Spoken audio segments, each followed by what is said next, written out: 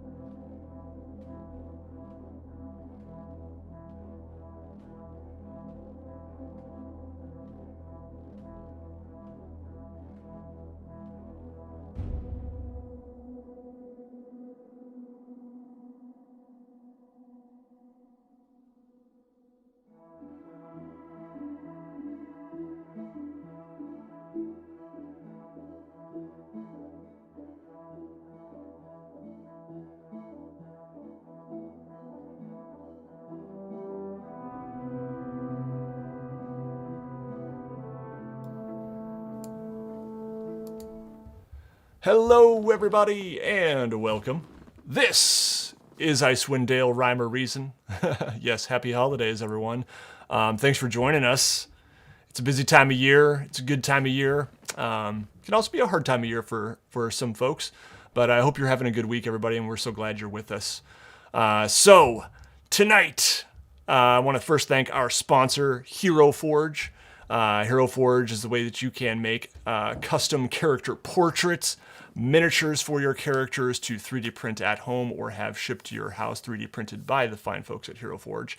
You may have noticed our little intro splash screen, which I'll just show one more time. I did update with Clay's new character, so they have just tons of options here. Where is this thing? There we go. I think they can still hear us, but yeah, I mean, so even elephant people, folks, even elephant people. Elephant people, folks. That's what we prefer. Yes, Luxodon. So yeah, all kinds of awesome options. They're always adding new stuff. And one thing I'll show here is some of the cool November Spotlight. They've added a lot of new wing options, actually.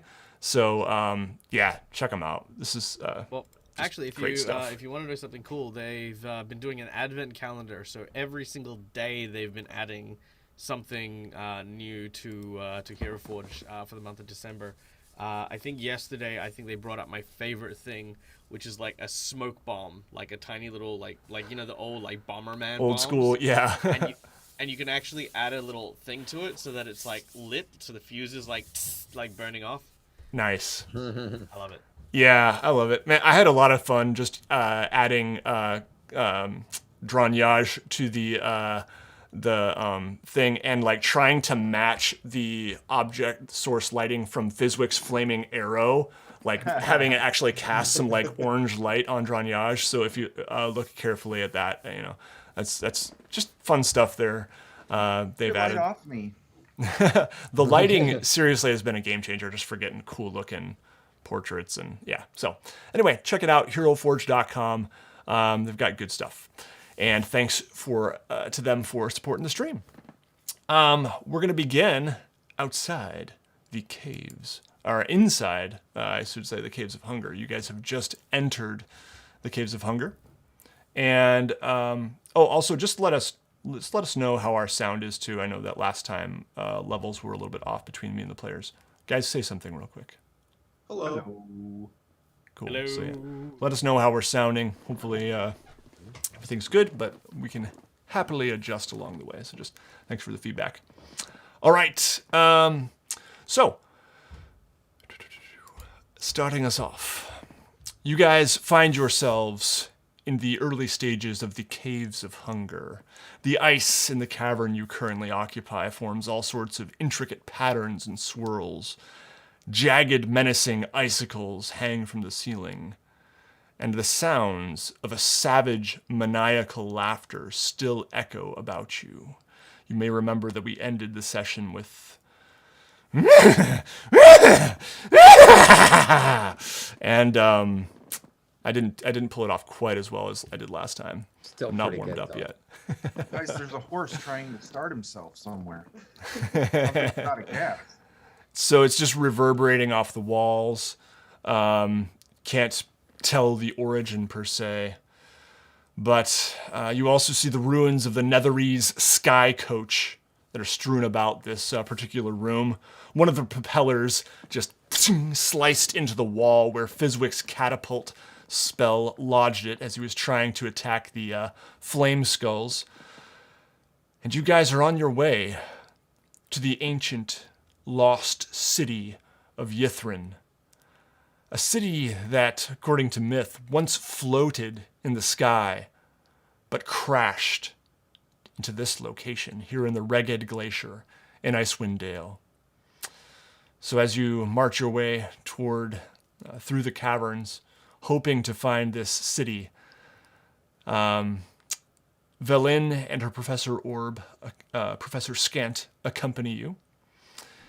I forgot to ask you guys as well, are the owlbear cubs with you? Yeah. They pulled us here, right? Yeah. Are we taking them in the cave or are we leaving them out with the sled dogs? How about we What if they leave eat it out? everything out there? Are there kobold zombies out there too? Yeah, Valin's kobold minions are out there. So they could potentially try to keep an eye on them if you'd prefer not to bring them in. Yeah, I think that's a good idea. They probably would just get in the way. They're not super strong yet, and this is a dangerous place, so it would probably be safer out there. But Like on a scale of 1 to 10, how trained are they? Like, would we be able to count on them fighting for us? Not that I'm at all. advocating for that, We- but I'm yeah, wondering where we're at in that whole process. yeah, One, I really haven't made you guys do much, One. like in terms of training, but you know, I'm just for the sake of the game and easing play. I'm just saying, you know, they're like dogs that don't listen well. Right? Dogs that could eat you that don't listen well. Yeah. Fizwick is going to tie 2 of the kobolds down to the top of one of the owlbears. And So, like, its feet are sticking straight up in the air? What? Like What? in the saddle, so to speak. yeah, Okay. I mean he is a goblin. He does some random. Got like a bird riding a owl bear. Okay. Yeah. So you guys have left them out, and a kobold is tied into the saddle of one of them. I love it. Oh, Yeah, oh, you said kobold. For some reason, I heard axe beak, and I was like, wait, what? I assume maybe Fizwick over time has maybe made a couple like maybe jokes with the kobolds at some point and has developed maybe somewhat of a relationship. And that's Sure. the one that got tied down to one of them. He knows one of those is spoken for to Nikos, so he didn't want to mess with another man's owlbear cub. So Oh, no, I'm the picturing. owlbear cubs. Oh, the owlbear cubs are yours. I've just been kind of not forgetting them. The oh only no, thing totally. I have is I actually looked my this axe up. beak. You claimed one right out the gate, and you were actually always for it because I thought you didn't want to do it, and I looked it up, and it was fucking Alex that didn't want to do it. He Effing didn't Alex. want me to do it. Yeah, Alex. True. And you had said, but one of these are mine. So, and I was like, okay, there it is, cool. So no, you one of those is your little cubs, man. So Aw. Yeah. Well, if you're okay with it, no, I love it. I love it that way. You do crazy stuff with it, like tie something to it, or I don't know. Tie something to it of your So yeah, choice. Michael, what is done with the other one? Just lashing it to a sled, or I mean, given that we've traveled for a little bit, I'd like to establish a somewhat of a not necessarily a familial bond, but like a bond between my axebeak and the owlbear cubs, so that they don't eat them. But like almost like, you know how like when you raise an animal with like another animal, they sort of adopt certain properties. So I'm kind of imagining that that my owlbear kind of likes headbutting things like an axebeak does. So like the axebeak like goes up to like planks and just goes buck buck buck buck buck, and then this derpy owlbear just comes up and just slams his face into shit, like just. Hey. Yeah, exactly, exactly. But you know, it's not because he's dumb. It's because he was raised by a surrogate axebeak. So I'll have like peppermint and oh, I need a good name for this one. I can, while you're thinking of that, I can see them Okay. chasing the kobold tied to the owlbear around as it's just headbutting the shit out of him, and he's just tied to it and not having a good time at all. Yes. Wait, what's that song? Something in peppermint, right? Incense peppermint. Yeah. So Michael, I'll also have you go ahead and make an animal handling check when you get a chance, just to see how that attempt at bonding goes. Okay. But yeah, Let's. Incense the owl bear and peppermint the axe beak. Oh, can I get advantage if I use my scroll of animal friendship? yes, that's a good use of that. Let's do it. Sweet. I've been hanging on to that for freaking ever. I think you guys had two of them. Didn't you use one? Yeah. No, I still have one. Okay. No, I haven't used one. I think you guys talked about using one, and then it was decided that it would not be a good Yeah, I don't situation. think we needed to. All right. There we go. Animal handling. That is a... Oh, it's a natural 1. Please don't be a natural 1. Get that advantage. That is a natural 20. Nuh-uh. I'm gonna very, very quickly clip that and then put it into the Facebook group. I want you guys to... Good, because we don't believe you. I think Michael. For a second. He's got a window of this app opened already that just has 20 left on it. So whenever this comes up, he just does it. Yeah, I need to see with this every paper with now. I know every what's up. skill No, I'm and on every you, spell. No. Yeah, that's it. We yeah. needed an actual video. to Get see in that here in you D&D type Beyond and with move us, things bro. around. Wow. Get in here in D&D Beyond. In case there's any doubt, there we go. The whole world now sees Whatever it. he needs him to be. There you go. All right, cool. That's awesome. I love advantage and disadvantage sometimes. Just the highs are high and the lows are low. Oh, they absolutely are. I love it. So yeah, Like you that had is a little- that is a natural 20 to Sweet. to fund. You had a This little pep with- talk with yourself to and really... the name I'm gonna give it is Sweetums. All right. I can't wait till it becomes large and menacing, and its name is Sweetums. Yeah, exactly. Kill that guy. All right. So the owlbear Raised by peppermint. and Sweetums and Peppermint have quite a bond. Sweetums has become quite protective of Peppermint for sure. So, all right. Anything else we want to retcon outside the cave before we get back to where we are in? Okay, sweet. So, you guys find yourselves in this cavern. You have just heard maniacal laughter of a wild, savage variety. What would you like to do? I'm also going to show the viewers a map. Oh, how do I... Let me get it out of... It looks like there's two hallways or passages, and then the one on the right there, is that a cliff or a step or a gap, or what would that Yeah, be? that is a ledge. And let's see here. So I'm gonna poke my I head don't into think it's this little super high. spot here. I think what Alex was saying is that a ledge going up or a ledge going down. It is a ledge going down, and let's just see how far. Yeah, it's just a little like 5-foot ledge. All right, and the laughter was coming from the southeast or the southwest. You know, you can't really tell just because of the echoey nature with all the ice and the high ceilings. It just kind of reverberated all around you. Very hard to tell. And I poke my head into this little... I'm hoping it's just an empty cavern over here. Yeah, going south to the on the left side there. Yes. The bottom left, yeah. So that leads to an icy staircase, and I'll just show you here. I've only got 12 hit points. Just Yeah, Fizwick's hurting. why do I never? Whose fault is like, that? Is there like health potions a thing in this? I know they are, but like I never ask for them. So you definitely like I mentioned last time. If you guys, I'll give you a little more grace in terms of buying magic items, and health potions definitely could have been something you could have bought. Just subtract 50 gold pieces for a standard health potion if you want to snag any of those. Talk to you about. I'd like to snag like 5 of those right now. I wanted to buy. All right, yeah, you can. Snag five health potions, and yeah, you know, just I'll say I'm gonna give you guys a little more grace, but I did say if you want some magic items, let me know. I'll give you till the end of this week, okay? Christmas Day. See how I'm a merciless DM. I already know what I want. I just forgot to tell you. Christmas Day is your I got all my deadline. stuff. Okay, yeah. So anyway, definitely, you know, take I a felt look. like it was such a video game like thing to do that I think it just fell out of my mind. Like, Yeah, you just no hit worries. H and you I'm can gonna buy a immediately- new weapon too while I'm there.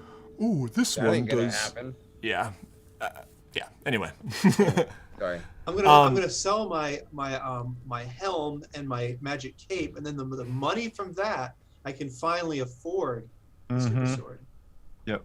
There you go. I love I've it. got my my cloak of protection and my cube. Very nice. I remember Michael knew like the same day of. I think Michael didn't need a week. Oh yeah, he During needed the 5 game. minutes. Yeah. Yeah, I did it during the game. I knew what I wanted. I was like, "Give me my cube." All right, so let's see. Dranyage sees frost-covered blocks of stone jutting out from the floor, forming a staircase on its way down to reach another cavern. It's dark in here. Yes, it's dark. Yeah. Do you have dark vision? I do. Okay. Yeah. So you can see Well, decently, hold on. and you do see a cavern up It ahead. may have been my former self that has dark vision. Yeah, I don't know about Luxodon. How do I do this when the screen is so small? There we While you're looking for that, I'll just step up there and walk with you, Dranyage. go. Okay. I'm gonna I- head up those stairs. Mm-hmm. Is it a slip wrist? I have keen smell, but I do not have dark vision any longer. Okay. Yeah, so you really can't see much at all right now unless you light a torch, but Grokvar definitely, being a Dwergar, can see quite well. And Grokvar, moving Do I ahead. smell anything? No, you don't smell anything in particular. It Except for smells me. real cold. You could Yeah. smell me when I passed. Grokvar hasn't showered in Past at what? least, you know. Did Fizwick take the potion? Yeah, Fizwick, are you gonna chug one of those? Find it. I haven't even gotten. I think you added just, to the... if you go to D&D Beyond to manage equipment, then just search for Potion of Healing. And I believe it's like, what is it, 1d8 or 2d4 plus 2 or something? 1d8 plus And- 2. And Fizwick, I could heal you too, but I don't know if I would unless I saw that you were. Would I see that you were hurting? He Oh, looks I'm at burned. 12 hit points out of 59. Yeah, I'm on the What ground. do you look like? I'm What do you like- look like? I'm like kneeling over a little bit. I'm brushing off charred clothing. Okay, before I went up the stairs, I turned back to you and I offered a prayer of healing. Okay. I just coughed out soot. Blackened lung I'd goo. like to think that Grogvar actually walked past, went all the way down the stairs, and went, "Oh shit, Fizwick!" And then went all the way, climbed all the way back. And He's the up there stairs are patting normal them people out. size, so he's got to like. Hoink, Anybody who wants it in the room with Fizwick and everybody in our party can have 8 hit points from that. Nice. 8, did you say? hmm What is this healing for ants? I'm saving I'm saving a little bit of something because I don't know what Everybody except for Nikos can have 8 hit points. Too late. I've taken it. All right. So, Grokvar, did you provide some healing? Yes. Okay. Anything else we want to do before I describe the next room, what Grokvar sees? No? All right. Nikos will go down, but I'll try and stay behind Dronyage. John's drawers. John Jones. Big Johnny- D. That's what I'm going to call you. You know, I thought about that this week, actually. I mean, personally, as the dungeon master, I've been studying. So I've just been walking around my house saying Dronyage all day. I'm not glad lying. I could I'm not give lying. you something to occupy your time. But- Retcon his name. I also thought My name D is is Tim. probably fine. I mentioned Drawn. Drawn is fine too. I thought Drawny. I thought Drawny Yash. Gosh. You guys do what you want. You guys, All right. it's my name, and I'm starting to become offended. I'm going to call you Clay. This is what my parents called me. Nikos is like, no, you're Clay. Shut up. That's going to happen Jobs die tonight. hard. I will at least at one point call it Clay. But anyway, so you guys are heading down to the next passageway, and ahead of you, frost-covered blocks of stone jut out from the floor of this 10-foot-high cave of ice. Perched atop the largest stone is an emaciated kobold with glowing red eyes. It briefly bares its elongated fangs that hisses at you and then scampers away. And you see it running, and I'll just show you briefly what this thing looks like. Here, this is bigger than it actually is, but right there. And it just bolts that away as soon as it sees you, Grukvar. Is anybody following me up the stairs, or if they're not, I want to return back and report what I've seen.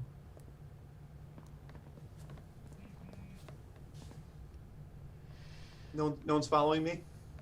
No, I think they're I'll just, higher up. I'll just stand kind of where I am. And wait I'm for you following to- him. I'm just trying to. I've deleted Yeah, everything. I'm and standing next to Dronyage. I'm following Did him. it? I'm right behind. Well, I'm in the safest spot I can be for 20 hit points. Where's that? Sure, we'll put Fizwick in the middle. Out There of we go. the There you You are hugging one of the owlbears. go. Back This is outside. the safest place. I'm hungry. I turn to Velen and I say, I've just seen something that looks like one of your kobolds, but a lot more fierce. The teeth are sharper. Does that sound familiar? Could I miss one of yours? Am I mistaken here, or were they left back out by the owlbears?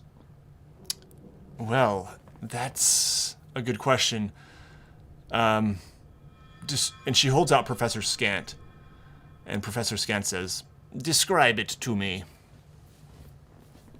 Well, it was a kobold. Didn't look like it was in a normal state. Its eyes were glowing, and it had sharp fangs,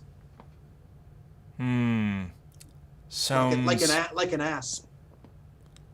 sounds perhaps vampire-like, by the sounds of it. We should watch out. There's something evil about. I'd like to investigate this room a little bit. Yeah, you don't really notice anything out of place. There are, kind of rime-covered cobwebs and just those blocks of stone. Other than that, it's empty. Okay. All right. Well, I'm gonna peek my head over here and see if I can see where that vampire kobold ran off to. Yep. If you guys are following, feel free to move your tokens. Can I, while they're doing that, Nikos, you have dark vision, right? I look at yes. Okay. That was mostly out of character. I was trying to remember. But, Oh yeah, I've got superior dark vision. I see better than all of you, even the Durga. Should we check to see? Is that a real thing? Do they have dark vision plus? 120-foot dark vision. Dark vision plus plus. Wow. All right. Well, okay. Nothing is an obstacle. super hype for advanced dark vision? Nate, I wouldn't find anything curious if I went down that lower left corner where there's a little. No, Okay. nothing there. All right. Yeah, I don't know why the map makers have this like Yeah, I mean there's like some piles of snow that lead further into a dead end, basically. Yeah. Yeah.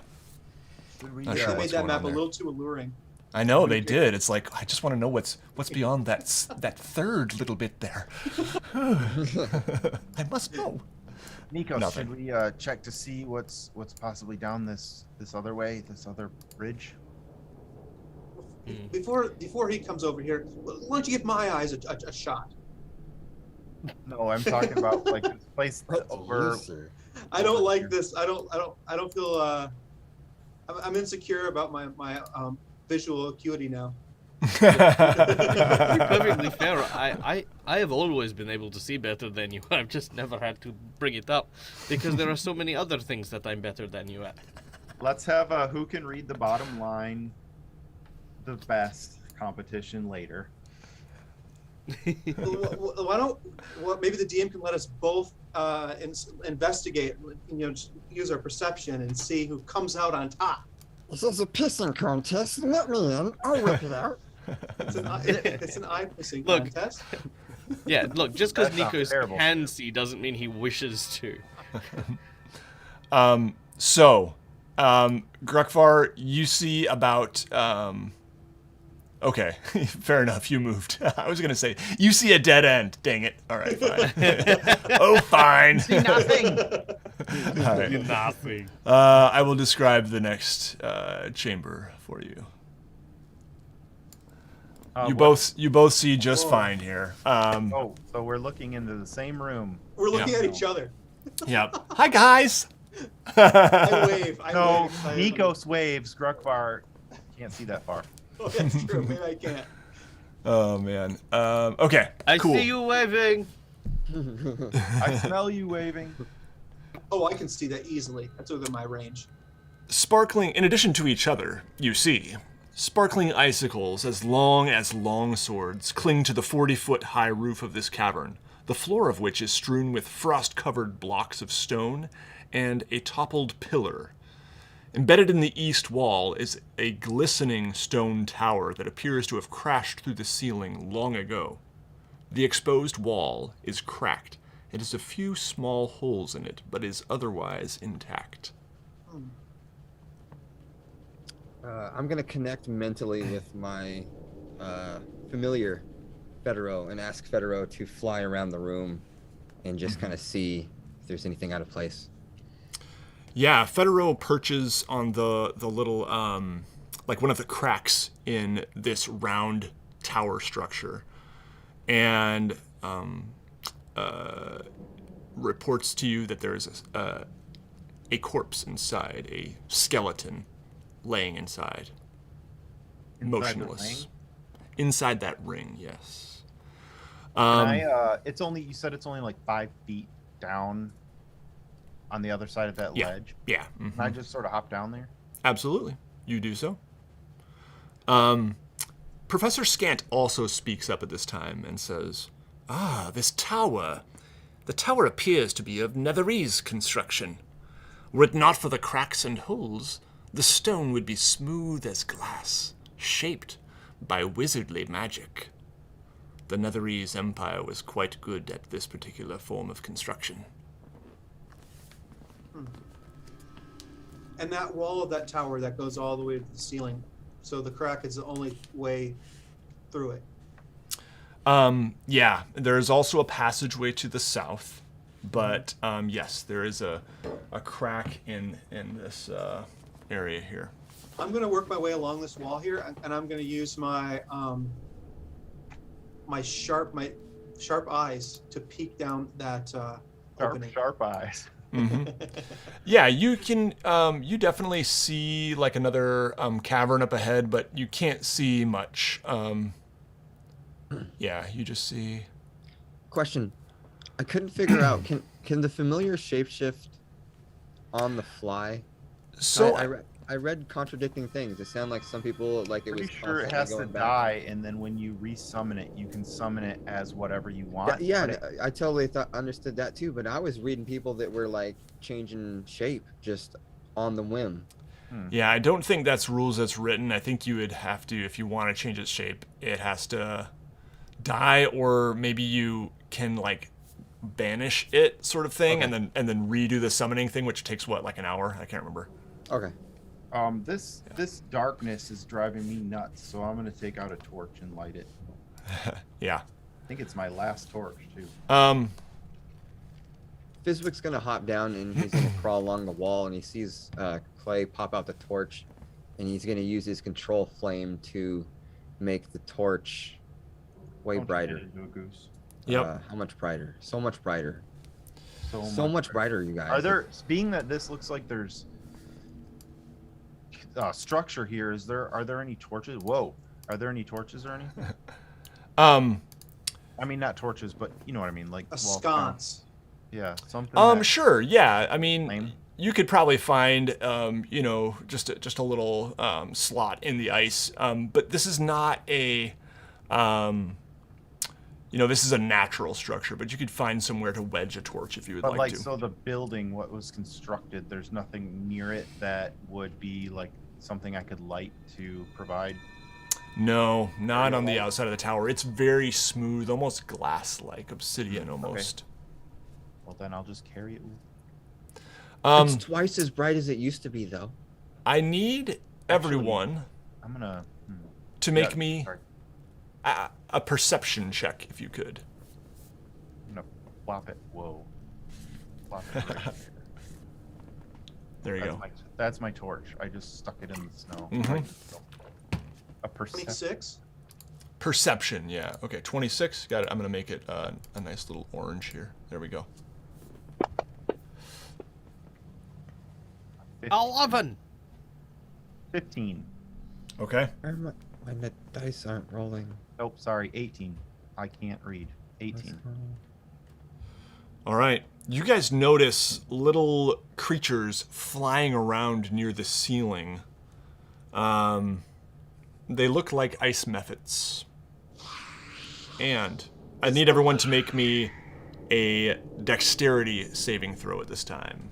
That little one's not with us anymore, right? No, it's long gone.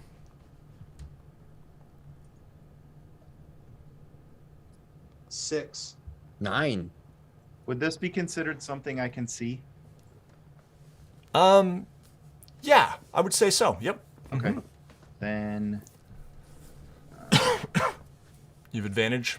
yeah, 17. Okay. Anyone who got below a 13, I'm sorry, who got below a 12, if you got a 12 or better, you're good. But if you got below a 12, you take 6 piercing damage as these ice mephits start chipping away at huge icicles that come crashing down all around you. I immediately take my shield off my back and sort of hold it over my head like a metal umbrella. Yep.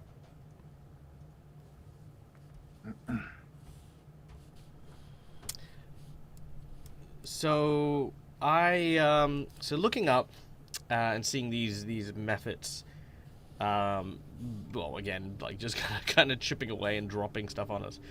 I imagine they look not so much hostile, but more capricious at this point. Yeah. Yeah. All right. Nikos is going to attempt something. What I'm going to try and do is I would like to use Shape Snow in order to create a ice sculpture of a mephit. Okay. And what I then would like to do is I'd like to use, if I could, lightning lure on the ice sculpture, and I want to use one of my sorcery points to change it into ice, and basically just have like this like statue of a mephit with like lightning kind of going through it, just to kind of like see if I can like, you know, draw their interest away from messing with us. Mm-hmm. Yeah. Absolutely. So where does this thing go? I'm gonna put it on the pillar that's like lying across the room there, if I may.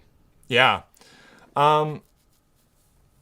Yeah, go ahead and just give me like an intelligence check just to kind of see, you know, using your spellcasting ability, how effective this would be. All right, so that is a 18. Sorry. Yeah, it definitely gives these ice mephits pause as they examine this thing and are just curious. One of them comes within about maybe like 10 feet of it is the closest I would say they come. But they're definitely chattering among themselves. And they're kind of clinging in general to the... now I'll just make one here. To this part of the ceiling area here. Right there. Roughly how many are there, would you say? Ooh, I would say at least half a dozen. Okay. Is what you can kind of make out there. Yep. All right, I wish to pull out the codicil of white,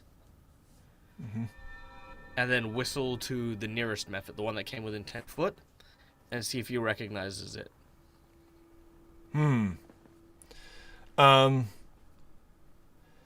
You don't really sense. Yeah, I mean, you probably get some sort of like curiosity, a reaction of curiosity for certain. I'll then try it. Oh, actually, because we went with my telepathy doesn't breach languages, didn't we? But Yeah, last time, no, it does last not. time we asked Valen to use the her tongues spell so that she could translate with the mephit we're talking with on the island of Yeah, Solstice? that's right. So we'll ask Valin to do that Yeah. again if we can. Sure. So she casts. What is it? Tongues, Comprehend yeah, language. you're right, comprehend languages. Yep. Yeah, and she manages to. What do you want her to say or ask? Here's the thing. I don't know if she can speak their language. She just can hear. She can understand what it is they're saying. If she hears them chittering, she can He hear. was talking to them before, I think. Well, they would speak in their method, elemental speak. She would translate for us, and then we would sort of gesture or gesticulate to communicate in a sort of rough way. Yeah, I Oh. think that's correctly. right. Let me just check here. The spell is comprehend languages. You understand the literal. You understand the language. I chug healing potions like it's Mountain Dew. Like, how do I do that? What button do I roll? Yeah. I think all of them. Turn them up, and then you have to roll the dice that is associated with that healing potion each time. Yep. Akvar sees you reaching for pulling some healing potion out of your knapsack or whatever, and he says, "What's the matter, Goblin? My healing not good enough for you?" He's at 14 after getting hit by the ice. Fizwick's just getting slapped around. I know. It's gonna feel shorter than he already is by the time. He didn't even get enough time to thank you for the last healing before he was getting punched. 2d4 plus 2 is healing potion. So yeah, go for it. Well, what is it? 2d4 plus 2. Oh, sorry. 2d. Okay, got it. Yeah. That's the wrong one. Okay. Right. So what I'll do is, because basically we're trying to find. We don't know what we're trying to find. We're just exploring at this point in time, right? Yeah. And we know that we're likely the first people here. But what the hell was the deal with the emaciated gnoll? I'm imagining that that this dude has somehow managed to survive in here after the last group that came in, sealed it away all those years ago, which it sounds insane. So I'm gonna draw or try and just trace into the ground the like just a rough sketch of the gnoll, and then just gesture at it and then point towards the corridor that leads outwards. Who's the gnoll? It was a kobold, actually. Oh, kobold. Sorry. Yeah. I misheard. As I he's, think it was because it was laughing like a lunatic. I thought it was a gnoll. as he's drawn kobolds on the ground, Fizwick throws down the health potion on the ground like a drink out of the movies, and can he drink another one? Yeah, absolutely. You drink as many You as you didn't try want. to smash it on your forehead. All right, so Michael, what are you doing though? Finish that up. Drawing the kobold and then gesturing yes. towards the door. Basically, Yeah. I want to sort of because they're gonna obviously talk among themselves. We don't Yeah. understand them, but hopefully But, Valin but might be able to what? But pick if up. Velen, what is Velen's hearing them say? Does she cast that spell on herself so she can hear their language or understand them? I presume so. I've asked Yeah, her to. so Velen casts comprehend language, and now as Michael draws this thing, as Nikos draws this thing, the ice mephit, kind of cackles and points in the direction of the tower here. Ooh. Okay. I don't know what my ice mephits enjoy or eat. So I will I'll kind of bow to them, like not like a deep bow, but like kind of like a thank you, and I will walk in that direction very brazenly. All right. Are the rest of you going that way too? Yes, after throwing a snowball at the mephit who's minorly wounded me. He might like that. Maybe that's what he eats. I don't know. Yeah. They kind of, seeing your attempts to interact with them, they have become less hostile, and they're just kind of they let you pass without crashing more icicles on your heads. Okay. So, Taking my torch with me. yeah, let me get this going here. So,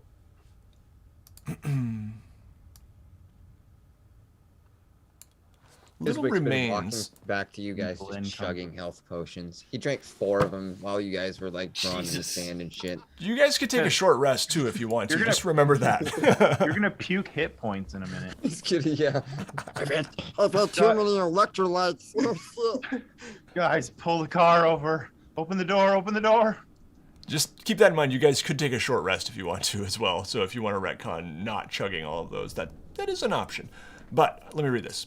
Little remains of this tower besides its outer shell. The interior walls are decorated with shifting geometric patterns. A human skeleton in a white robe lies on the uneven floor. Professor Scant says, netherese spellcasters would come to towers like this one to regain their spent magic more quickly. Despite the extensive damage, I would venture to guess that the tower still works. My tower, like, does this go up and up and up and up, or is this like, are we like at the top section and there's just a ceiling, or? Yeah, that's a good question. Let's see here. It says, embedded in the east wall is a glittering stone tower that appears to have crashed through the ceiling long ago. So yeah, I mean, it's not like there's multiple floors here. There's no staircase going up. I would guess it's probably, it's going to go up about 15 feet, and then maybe it's just got a ruined top. To the That's just outside? natural cave. Oh, okay. Natural cave roof. Yeah, like it crashed here or was ruined, and ice has kind of grown around it. I'd like to investigate the skeleton and try to figure out like what may have possibly been the cause of death here. Yeah. Go ahead and make an Arcana check.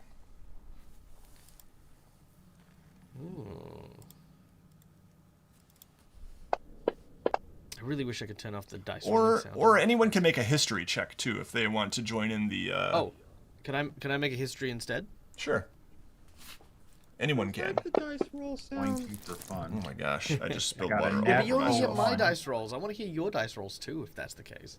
But yours All are right, so different. Mine are pink and fuzzy. They don't make sound. that's a 17 on my history and a 10 on my arcana. Okay. Just give me a moment. I just you guys may have noticed I was drinking from my water bottle with like the lid unscrewed. Yeah. And I just like dumped water all over myself because I forgot that I had unscrewed the lid. Hey, you know what? I think a DM needs to change his pants. Oh, Whoa. man. Whoa, what's going on? Yeah. Take it off. Little Monday night striptease for you guys. So, ladies and gentlemen, if you haven't gone to already, I mean, be sure to check out AtCon, which is now, like, Fnac for 2022. Also, Atcon, check out my covering OnlyFans DM's page chest for the last. Also, check out my OnlyFans page for more videos of me taking sweatshirts off. Yes. Yeah, see, my OnlyFans page is just me putting more clothes on.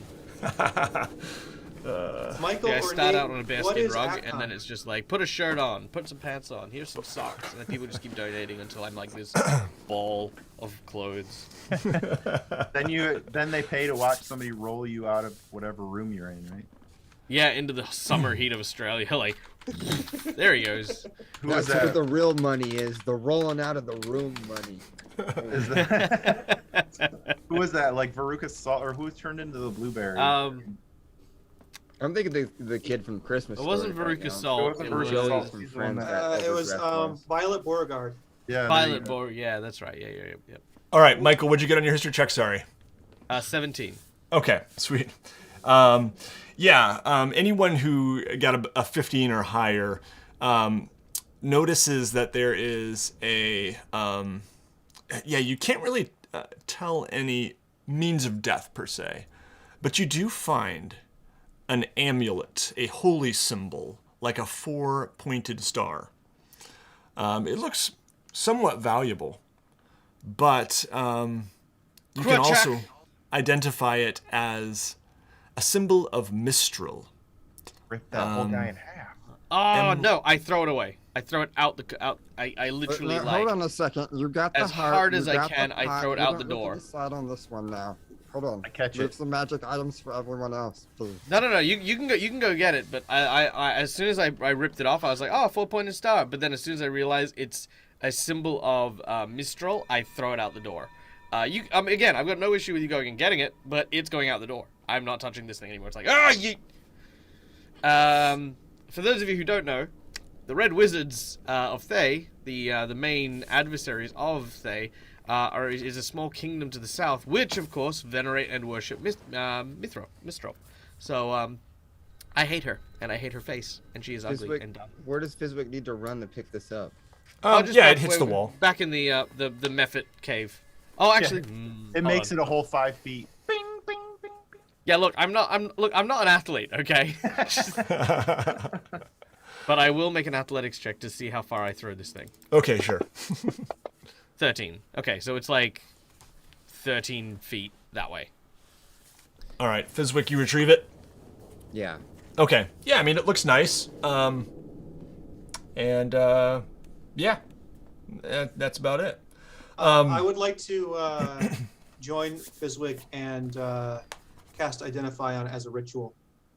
Mm-hmm. And by touching it, if it's a magic item or some other magic imbued object, I learn its properties, how to use them, whether it requires attunement to use and how many charges it has, if any. I learn if any spells are affecting the item and what they are, or if it was created by a spell, I learn which spell created it. Okay. You don't notice anything specific. However, you do, feel divine power, weakly at least, radiating from it. Mystra, M-Y-S-T-R-A? So it's actually Mistral, but that god I think was Mistral. In modern Faerun, has been reincarnated as Mistra. Anyone, probably Grukvar would know this, probably Nikos too. Grukvar being a cleric, Nikos knowing, having book knowledge, would probably know that the goddess Mistral was the original god of magic who was said to have created the weave itself, which is the force that, is drawn on for all magic in Forgotten Realms. And there was a netherese mage named Karsus who sought to steal Mistral's power. And to prevent that doom of this powerful mortal being from stealing the god of magic's power, essentially, she sacrificed herself. And he was unable to achieve his goal. And she was later reincarnated as the goddess Mistra. So... Fizwick can see Grukvar looking at this, and as it's in his hand, he kind of pushes it back towards him, so he kind of, puts it on or something. No, this is yours, Fizwick. You took it. You can have it. He said, but as you were describing it, you said divine, right? And he's like holy healer guy, right? But you wouldn't know that, Fizwick. I Goddess would. of all all magic. No, but like I said, Fizwick sees a spark in your eyes that something's connecting with you, and if it's some kind of divine healer thing, there you go. You should have that loot. That loot is for you. You should adorn that loot. I'll take it if you're not just gonna try and steal it anyways. He's just giving it to you for a challenge later on. Oh, I've got plenty of your coins. I don't want any more loot. As far as I'm Grukvar, concerned, try it me. is nothing more than a shiny bauble to people who put their faith in the unskilled. It is an abomination. Well, I'll do you People the should not favor be of, relying on faith for magic. They should be relying on their wits, their knowledge, their intelligence. I think I'll do you the favor of putting it out of your sight, and I Put drop that- it into my pouch and keep it on my person. Zach, put that I balloon was on. hoping you would say, I'll keep it out of your sight, and then you just put it up, pin it on your lapel. Yeah. Yeah. All right, cool. So, you guys are in this tower. You don't notice anything else. How long did the ritual spell take, Grukvar? 1 minute. Okay. Actually, I think no. I'm sorry. It's a ritual. Probably took like 10 minutes. I'm not sure. If you cast it straight up, it's a minute. Whatever. All right. Do you guys want to count that as a short rest? Sure. I mean, we were just standing there. We might as well. Yeah. All right. So you can go ahead and recover any hit points you've lost if you would like to. Oh no, we're doing that again. That thing that we did like 9 games ago. So Click the short rest button. someone remind Will how to do. Sure. So click Okay, the short so, rest button. Will. Every single time you gain a level, you gain what's known as a hit die. When you take a short rest, you may expend these hit die in order to heal your hit points. Every class has a specific size of dice that makes their hit die. For the rogue, I believe it's a D8? I mean, to be fair, this is the only time I've ever played this, and I've No, used it's this, fine. like, no, it's 3 fine. Well, It's you fine. use D&D No, 'cause Beyond, keep in right? mind. Just have a Sorry, fucking button let me that I hit rephrase. and- This isn't necessarily just for Will. I'm also explaining it to our lovely audience here, who may not understand how this works as well. Oh no, they gave me shit about it last time too. Somebody even left it in I'm the not comments. giving you shit. I'm just. No. In fact, I'm at 59 hit points. There we go. Thank you. Okay. Yeah. So you can spend as many of these as you want, but they replenish per day. So for example, I have 8d6 of hit die that I can use. I've just spent 3 of them, meaning that I have 5 more that I can use across any number of short rests for the day, and it only replenishes after we take a long rest. So that's how they function in D&D 5th Ed. Yeah. So if you would like to, like I said earlier, say, actually I didn't use as many of those healing potions as I said I did. You could roll hit dice instead. But yeah. Yeah, so if you're asking about how to do it in D&D Beyond, if you click the short rest button, then there's a bunch of boxes that should be empty, and you can choose as many of those boxes as dice that you want to roll to see how many hit points you get back. Then you click take a short rest and confirm it, and it will automatically apply. I hate this. But I'm just gonna put it at 59 hit points because I was like 10 points away or 9 points away. Yeah, so we would say probably, did you roll You have to for roll those? 2 dice then. I'm gonna send this to D&D Beyond too and be like, look how much I'm enjoying that. And you write down the name of that person who was mean to you in the comments, and we'll flame them later. Yeah, I'm gonna go back. I'm gonna go through 30 videos. Be like, I'm still a dumbass. Make fun of that. Will, there's also an Got you. I aspect. totally owned him. Will, there's also an aspect too, I find, where it can be difficult on the fly to remember these things, even if you knew them. So give yourself a little bit of slack, I think. Yep. There's a lot of rules in this. Thank you. All right. Alex. So, moving on. If anyone has spell slots in this chamber, you would actually regain 1 spell slot of 3rd level or lower Oh, nice. at the end of this short rest due to the magical properties of this Oh my particular god, let's tower. rest for like half an hour if we can. Do you think it would occur to our characters that's happened? I think it would. And Yeah. we might maybe Well, then you make a get little an note ability amongst back. ourselves. We may want to return here if. Okay. Yeah, I think you would feel some. You would feel your mana regenerating. Okay. Yep. So 1 spell slot of 3rd level or lower that you can regain. I'm gonna flag this place on my mental map. Okay.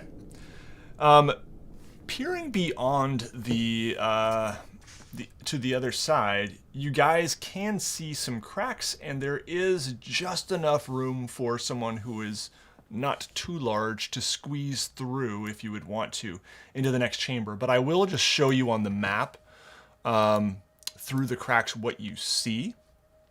While you're doing that, what does mana regen feel like? Let's describe this. What is it? yeah. Is this tingly? What would that be like? Like when alcohol sets in and you can feel the warmth. I'm honestly flowing trying through your not to be body. dirty, but my mind wants to describe a lot of kind of dirtier type mana regen. I mean, that's got to feel pretty good, right? Yeah, Like- you're Fizwick, you're in ecstasy right now. What? You're soaring. Everybody keep your legs away from Fizwick for a little while. Yeah, his right leg is twitching a little like a dog. All right, you guys can see into the next chamber. As you look in there, you just briefly catch a glimpse of a red mist just heading to the north around the corner. And other than that, you see just a rubble-strewn cave. And the crack is too large for, like, say, a medium-sized character to fit through? I would say a medium-sized character could fit through. There for Dranyage, there might be a little bit of demolition required, but could be achieved with a little bit of chipping away at Fizwick stone. is just gonna connect with Federo and tell Federo to like sneaks through and see what it sees. But before he does that, he's gonna cast bonfire in the room, and just to maybe see if he can get a little bit of light in there. Mm-hmm. Yeah. I like it. So bonfire is cast in the subtle middle of the room, and you guys, Federo, I guess, sees a bit of this kind of red mist, just kind of swirling a bit in the cavern to the north. We'll just assume when Nate says that Fizwick is describing this to you guys as well. And the red mist isn't flammable, clearly, right? Like, the bonfire that's in there isn't, like, larger or anything like this? No. The red mist is not even in the room with the bonfire, right? It's to Yeah, the, it went to the north. There's a hallway up to the north. Is are the holes large enough for, like, say, a goblin, or in this case a kobold, to have squeezed through? Yes, definitely. Okay. Ooh, could we try smoking them out? We don't know how deep the cavern goes. Oh, that's we may right, need yeah. a lot of smoke. and if he's a vampire, I don't know if he'd. I don't know. Okay. Nikos is gonna try using big brain energy here. So like on it. the map in Owlbear Rodeo, do you see the how the ice is thinned? Just kind of like, let me get my little pointer thing here. There we go. So like over here and over here. Oh, what Yeah. did I do? Sorry. Oh God, what's All happening? good. I don't know what I did. Someone drop some cheese. I'll delete it. Make it. Thank you. It's a cracked single. I was Delicious. trying to move the map and I drew a giant square. I don't know. All right. So over here and over here, the ice is really thin. So what Nikos wants to do is Nikos will walk over to the wall, and I want to kick that solid piece here. Mm-hmm.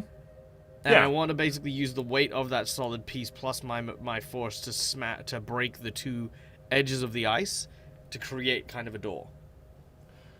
Yeah, I mean, it's not too difficult. Go ahead and make me a strength check if you could. Our wizard is making a strength check.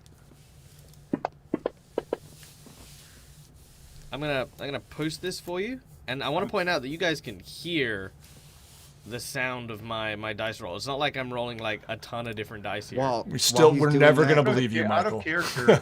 Just kidding. Can't you just like solidify the ice with your water shaping abilities? Yeah, I could. You I just thought felt that like we could kicking- go through there. You know what? Yeah. Sometimes a wizard needs to kick a door open too. I mean, we're all having bad days. I get it. So I Nikos see the walks natural up, 20. and with a natural 20,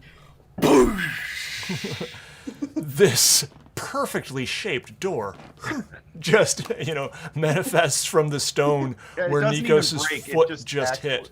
An actual door shows up with a doorknob. like it was Like actually a got door. Wooden that lines was in coming there out. and nice hinges.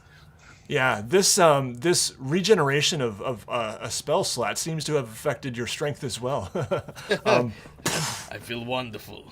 The stone shatters, and there's a nice open doorway. Dranyage no longer needs any demolition. The demolition is done. It's fine. I got sick of hitting He things. Fizwick kind of walks up back to Dranyage and he pats him on the back and he's like, "It's okay, man. There'll be another time."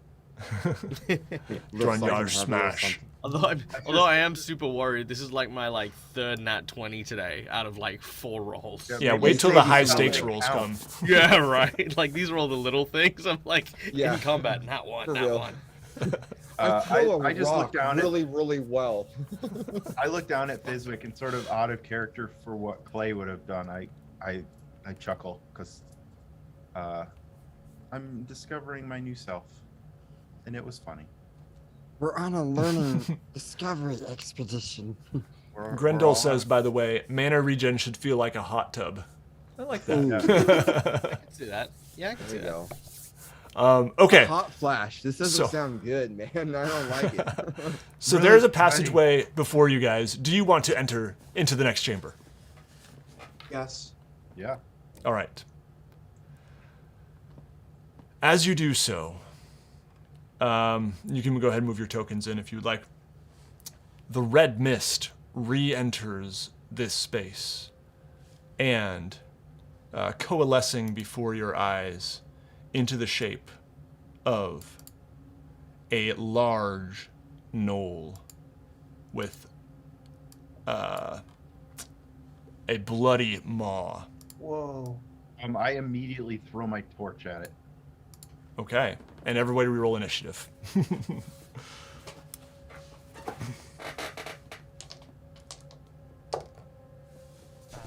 Okay, I think I've got this. 24 14. for Dronyage. Okay, sorry, let me get my pen. Drawn is 24. Who else? Grokfar's 9. All right, You a little young to be coming on the 14 for me. 14. What? I love it. And Nikos. Oops, sorry, haven't rolled it yet. Initiative of the 15. 15. Okay, so we will go Dronyage, Nikos, Gnoll, and It is a no. yeah, that laughter. I swear you said it was a no. No, I mean I definitely laughed like a Gnoll. I was trying to anyway. Hyena laugh. This is this image too is different than the thing that I saw. So I did see some sort of. Yep. Okay, so that wasn't the kobold. I saw some kind of kobold vampire thing, and then this is something different. Yep. Something This is completely. something Right, different. right. Yeah. Okay, that makes sense. Um, Also, is the music too loud? Let me know. I think it's good. Sounds good to me. All right. And who got the 9? Was that Grukvar? Yes. All right. Cool. All right. So Dronyage, you are first. Do you really want to throw your torch with your I do. action? Or? Okay. That was my, well, does that count as my action since we rolled after I said I threw my torch? Well, yeah. Well, let's do this. I'm gonna have. Let's just go ahead. Did he throw his torch at the creature? That's what Yes, he was that wanting was to do. the Yep. plan. Because his torch was also super bright. I don't know if that gives us any super advantage. I mean, it just gives us extra fieriness. Yeah, we got Yeah. bonfires and torches. We got so much. Yeah, there's light still a here, it's bonfire like- in the middle of the room. All right. So, Clay, why don't we, Dronyage, why don't we have a roll to see if you're able to get that off in time. Okay, so what am I rolling? Let's just do another initiative roll, essentially. A what? Another initiative roll. Oh, okay. Like full on initiative roll, how I would normally do it? Yep, just use your initiative modifier. Okay, so that's a 25. Okay, yes, you managed to get that in just before, as a bit of a surprise before your true action. Yep. Okay. And we'll just say it does some damage. I'll just roll a d6 of fire damage. Actually, I'll have you roll a d6 of fire damage. Okay.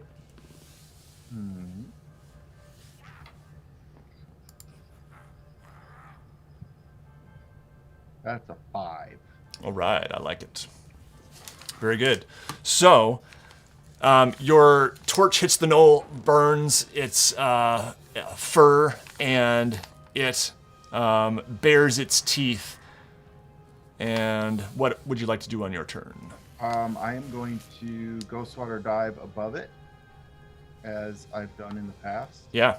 And as I come down, I'm going to swing the old axes. Actually, no, I'm not. I'm going to, as I come down, I'm going to come down with my trident point down, like into his back. Okay. Come on. So that is a 19 to hit. That hits. And then, so I've got two numbers here. I've got a 1d6 plus 5 piercing, and then a 1d8 plus 5. And I don't know which is which, or what it is. I think it's versatile, so if you're wielding it with two hands, it would be 1d8. Okay, so I definitely am, because I have just myself. You have no shield or anything, so yeah. So that is a 9 damage. Okay. 9 Nice. damage. And then as my second attack, I'm just going to pick it up and jab it back down again. Nice. Yep, go for it. So that is a 27 to hit Hits. for another 10 damage. Okay. So total of 19 damage. Nice. Okay, and you definitely feel like, man, this it shrieks in pain as your trident kind of jams into its back, and it seems to be, wildly like tossing about now and slashing at the ice with its claws, bloody claws, just kind of dragging as it's tossing and trying to get you off of it. Wait a second. So if it, oh, that's not slashing damage. Never mind. So then for my as a bonus action, I'm going to rage. Okay. Yep. I'm just gonna move this so we can see the token.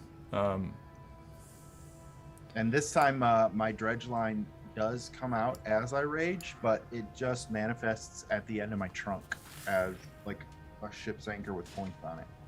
Nice. Okay. All right. Anything else you'd like to do? That's it. All right. That brings us to Nikos. Well, Nikos immediately puts away all of his area of effect spells. As I make my way through the door. Can I tell what this thing is? It looks like a gnoll, but it's definitely got a vampiric quality to it. Is it wearing earrings? It's like sharp. It's got like sharp things on the side of its head. It's got a little like cross earring. Okay. I'm just trying to think vampire. I don't know. No, Yeah, I it's don't. like an Happened to 80s. him. Yeah. I can Right. give us a bigger picture here, maybe. I'm zooming in on him. I'm sorry. I'm getting You look swept up in better. the imagery here. Just go ahead with whatever you're gonna do. Yeah. Okay, so Nikos is going to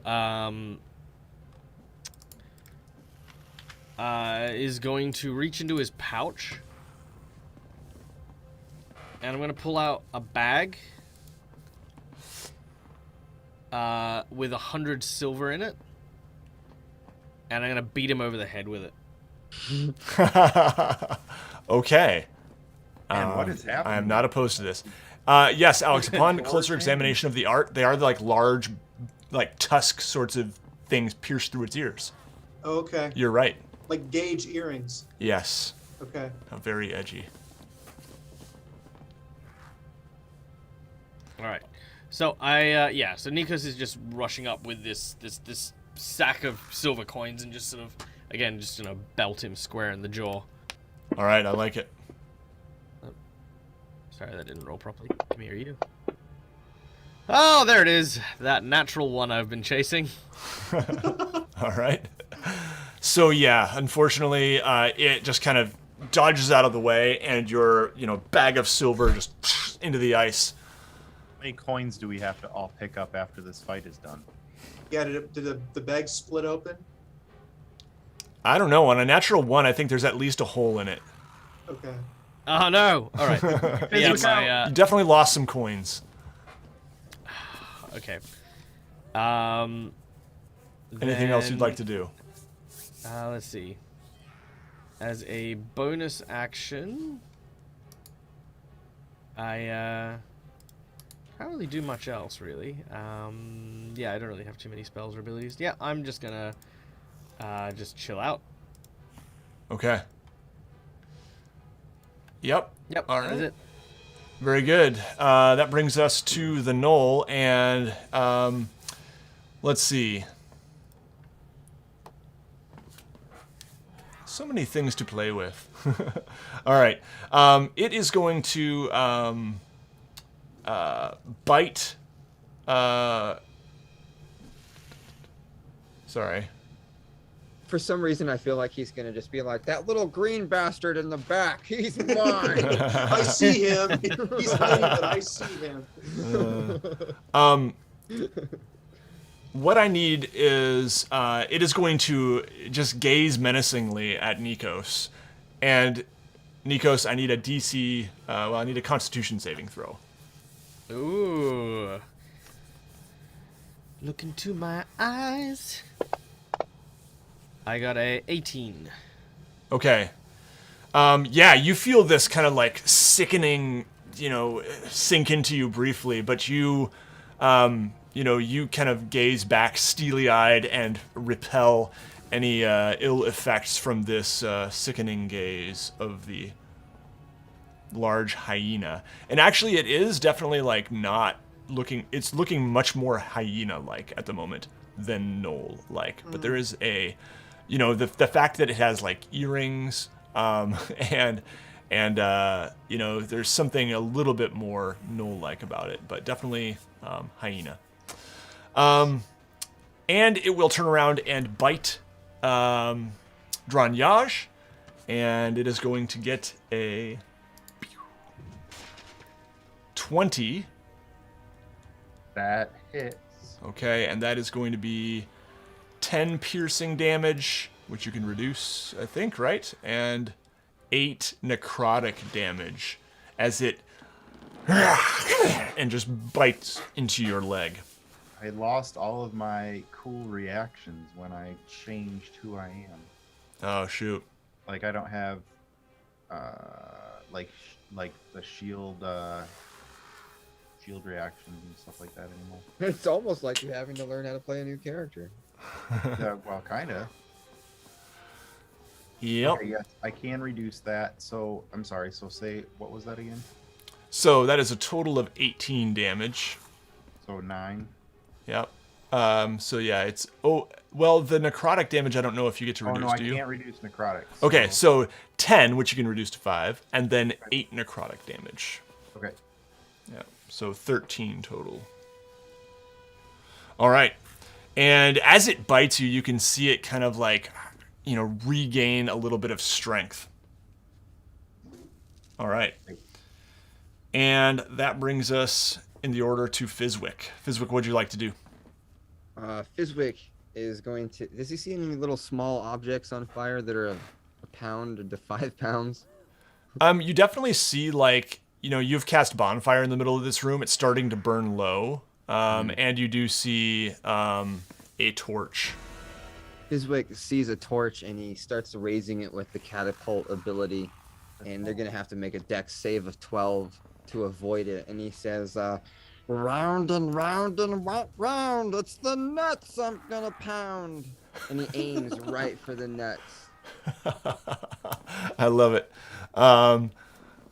It rolled a 22 on its dex save. Of course it did. Whoa. Well, that was cool. It was very cool. So yeah, it kind of actually jumps up a little bit, and this torch just goes skids across the ice right under it. And it's like, how can I salvage this? All right. Anything else you'd like to do on your turn? He's gonna, as a bonus action, he's gonna kind of find a little rock to dive under and hide. Yeah, there's definitely some of that rubble in the room there. If you just want to And he's just be right cursing, there. and he's like, "I said something cool too. It sucks." And he's done. Yeah, you got to save your cool lines for when you hit.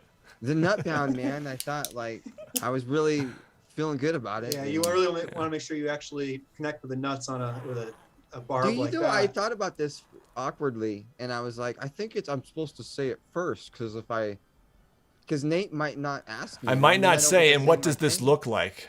You Yeah, but know, if you don't, then You're I'm calling screwed. your I'm just shot. sitting there You're going, calling your "Son you of can a always bitch." interrupt me, guys, if you want to say, "Can I?"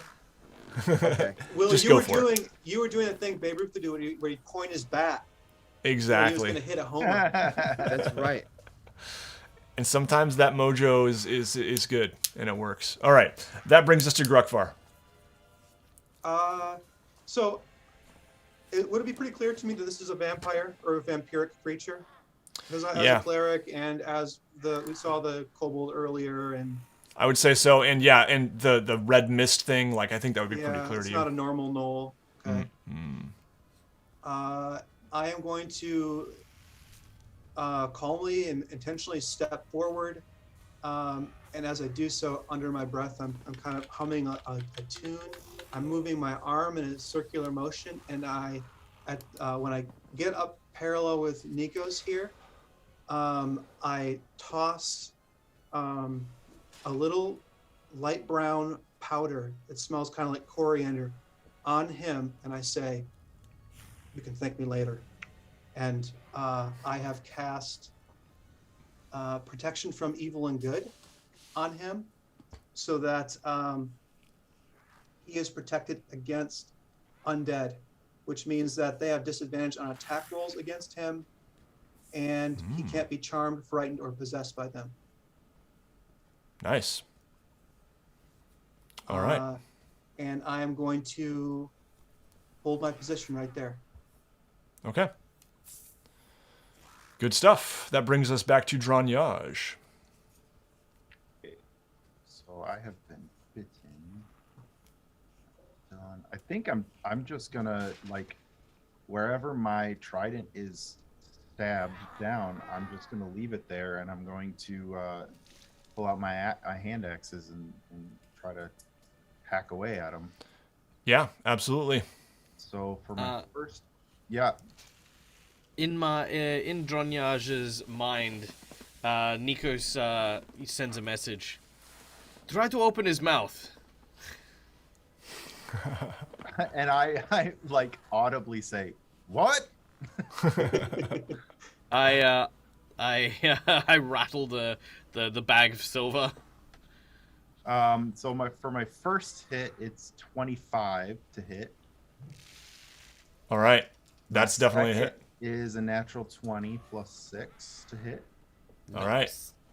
Yeah. So for my, well, let's do this.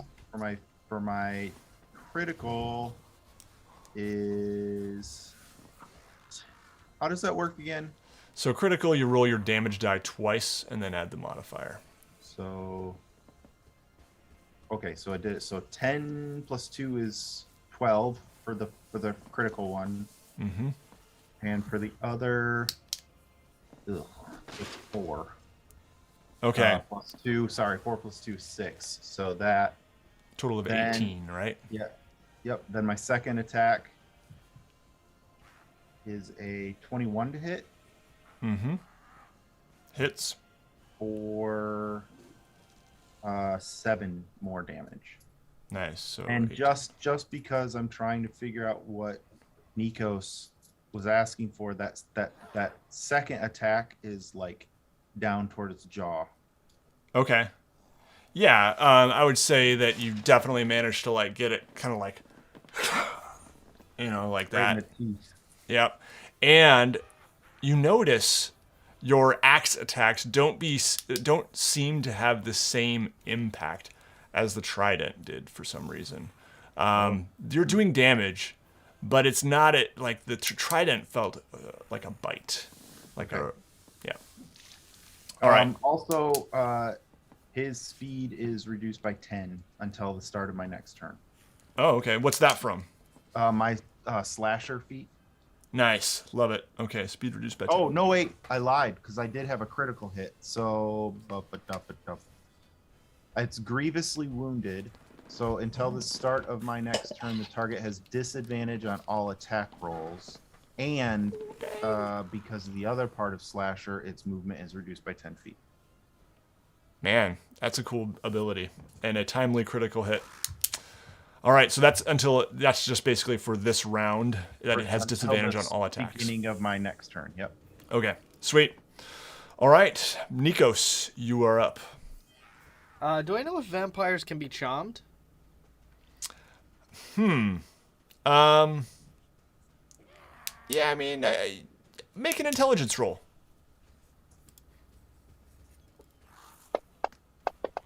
Oh, here it is. 8. Yeah, I mean, you don't get the sense that it wouldn't work for any reason. Okay. Cool. I'm going to spend my sorcery points, of which I must spend 6 of them to regain a use of my 4th level spell, Compulsion. All right. He needs to make me a will save. All right. Wisdom? Unless he is immune to charm, in which case he laughs at me. Yeah, not immune to charm. So wisdom save? Yeah. Okay. I rolled a 17 on the die, which gives me an 18. Ah, he makes it. Well, that's fine. I am going to... Well, I was going to try and compulse him to eat the bag. Oh, man. Damn, that was a very expensive thing. I am going to do nothing. I'm just going to continue to hopefully give a flanking bonus to Dronyage as we continue. Sure. All right. Oh, can I use flanking bonuses? Yeah, I'll say because of your last attack, the slashing, I don't normally do flanking.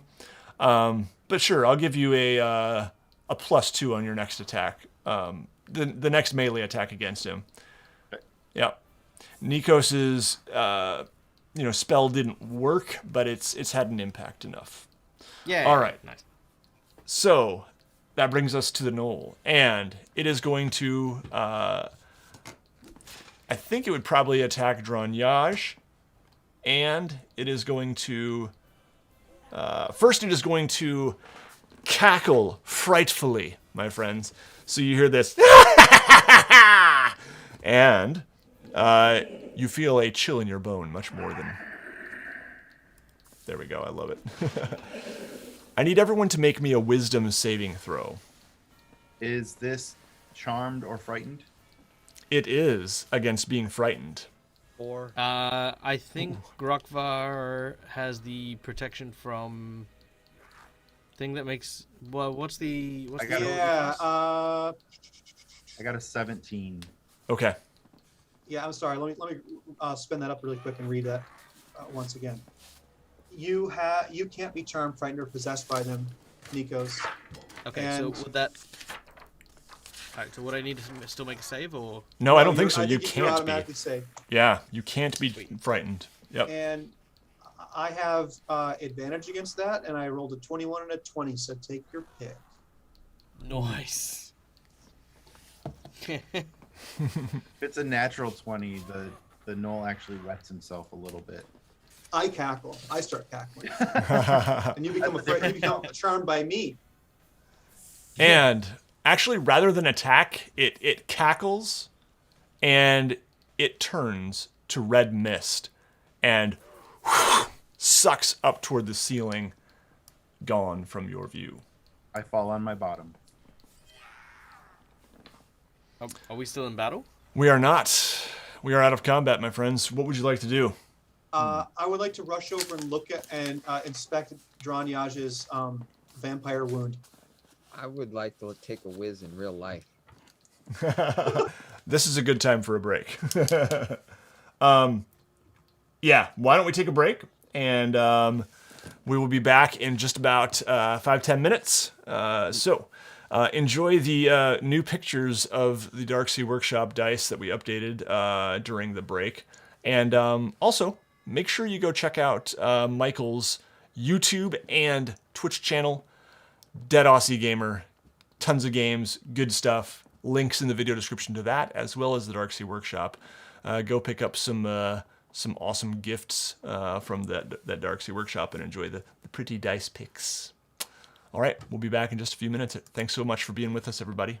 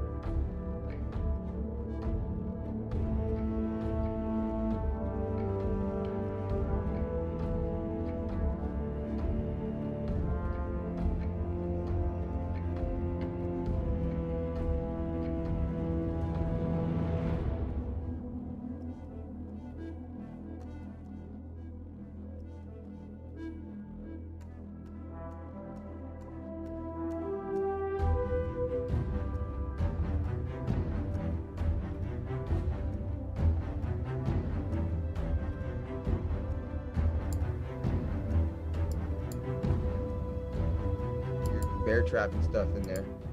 That's true. It's true. We're talking about cats. Hello, everybody.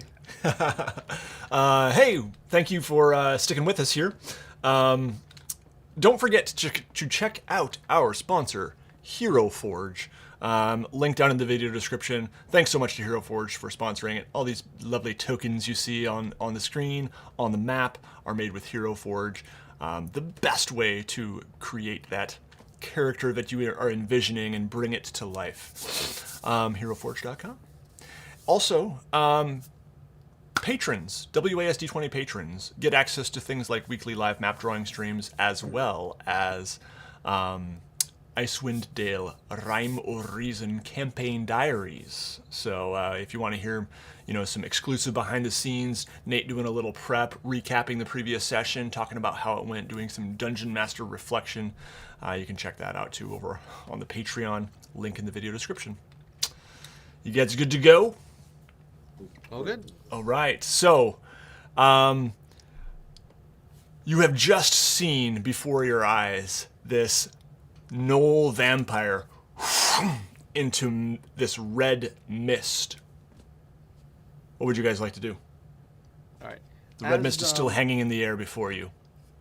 Okay. As the mist begins to coalesce, Nikos reaches into his pouch and pulls out the force cube, starting to twist and shape it. He then places it on the ground with the number 1 written like in script, magic script on the top of it. It creates a barrier, a very large barrier, in fact, one that is 15 foot, in which gases, wind, and fog cannot pass through, which include the mist that the creature is turned into. Awesome. So here's my question: where is this cube? Like, is Grokvar caught in it too? Are you in it, or Yeah, we're all in it. We're all in it. So I'll, okay. I'll Oh, actually, you know what? Fizwick might not be, huh? No. I'm gonna do something else. I'm gonna use 2 charges instead of 1, and instead of just gases, wind, and fog, I'm gonna upgrade that to non-living matter. So anything classified as non-living matter cannot pass through it. So I'm going to put that between Grokvar and myself, and then fill a 15-foot area around us. Okay. So, non-living matter is an undead living. Given the nature of the concept of undeath, I would say that that's non-living. Yeah. Okay. Bacteria living on the undead can pass through. So this is the cleanest he's ever been. Okay. So, I'm still a little bit unclear. Just explain to me, is your goal to trap the gnoll in this, but you all can pass through? Potentially, yes. I want to keep the gnoll in this space with Grokvar, Dronzor, and myself. Mm-hmm. But if we need to, Grokvar, Dronzor, or myself can leave the barrier, but it can't follow. Okay. Yep. Sounds good. However, the cube has to stay here. So this is the catch: is we can't just drop the cube and Ghostbuster this and trap him in there, because he can then pick up the cube and then he's like, well, and then Will change we have it. to leave like our clothes, our weapons, and our armor and everything behind? Yeah, maybe. Technically. I would say, like, if you want to make that happen, that's fine. But I'm also okay with just saying, like, anything you're on your person, I don't know. Let me just check the. So it would cost me 1 extra point to say that living matter can't get through, right? So, really, if that's the case, it does make the next step pointless. If I can just say non-living and then your clothes can't go through, 'cause Okay. it effectively does the same thing. So I imagine that anything you're wearing on your person should be able to pass. Okay. Well, then, how does it affect me, being that I'm like? I don't even know what's 50% happening. What's going on? You're not even in the cube, man. Don't you have to worry about it. Yeah, cube? just cube talk. This is for cube creeps. Eat your fantasy granola bar over there and chill. I'm- I'll be No, out this is- shortly. Fizwick, I'll be out shortly. I'll be nude. Absolutely Yeah. nude. So what you effectively see is Nikos fiddling around with what looks to be a glass cube with runes on it. He kind of puts it down at his feet, and then a 15-foot squared cube with arcane runes written on it suddenly fills the area, and the gas expands outwards but can't pass out of the cube at all. Yeah, so the red mist is in here, I kind dig of it. bouncing off of the walls of this cube, and the gnoll now like reforms in frustration and rage. So am I in or out? In. We'll say in. Yeah. Here. There we go. Yeah. Also, not to belabor this, but I think like what Nikos or like Michael was saying, you can go in and out of it. I think you can step in and out of it. It's non-living matter that can't depart or gas. Right. Yeah. So I'm guessing like at the beginning of the casting, was I included in it? Because it basically split me right down the middle.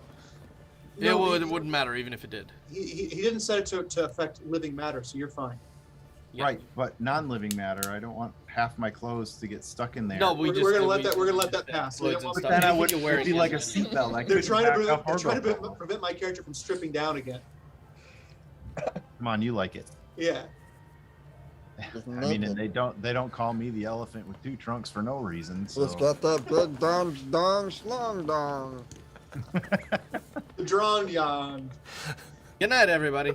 Drawn yawn. All right.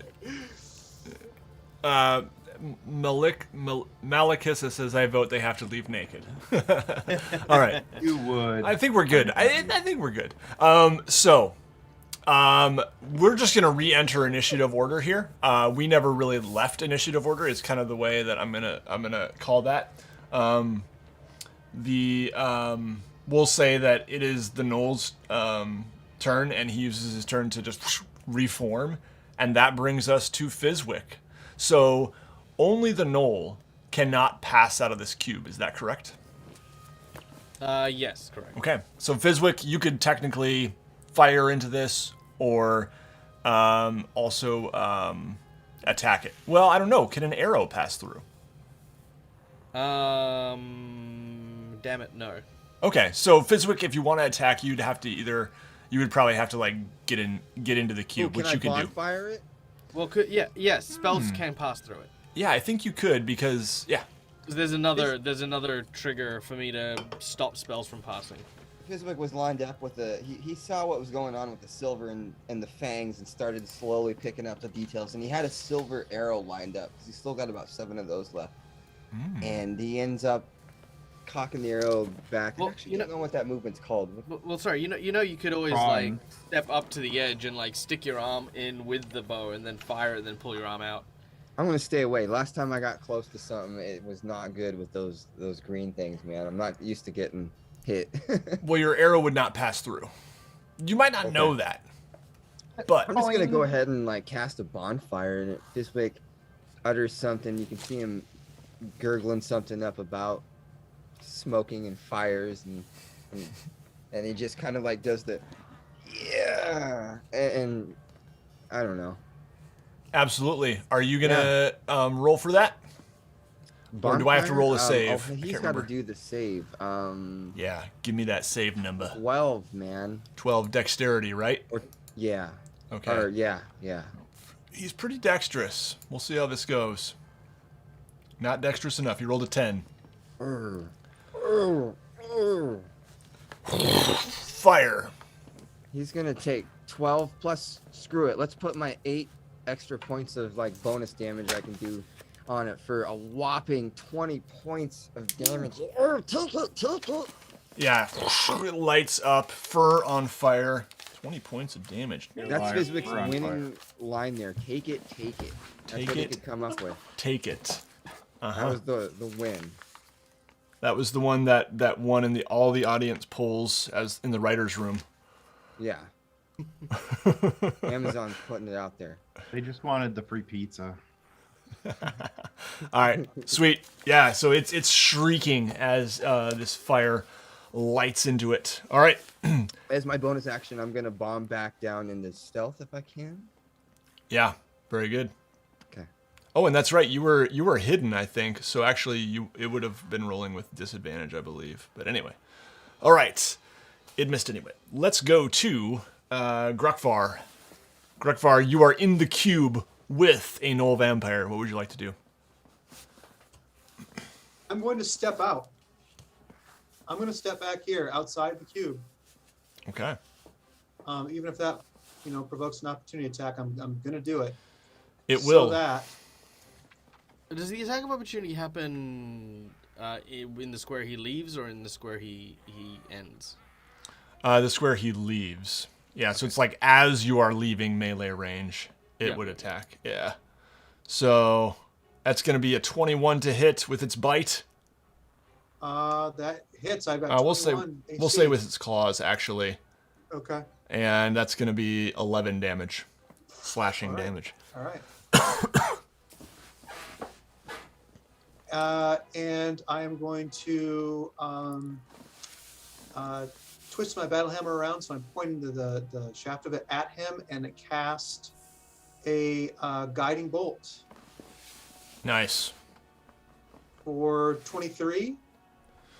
23 hits. Imagine that hits. Oh yeah. 17 points of damage, and he lights up. The next attack on him has advantage, Oh wow.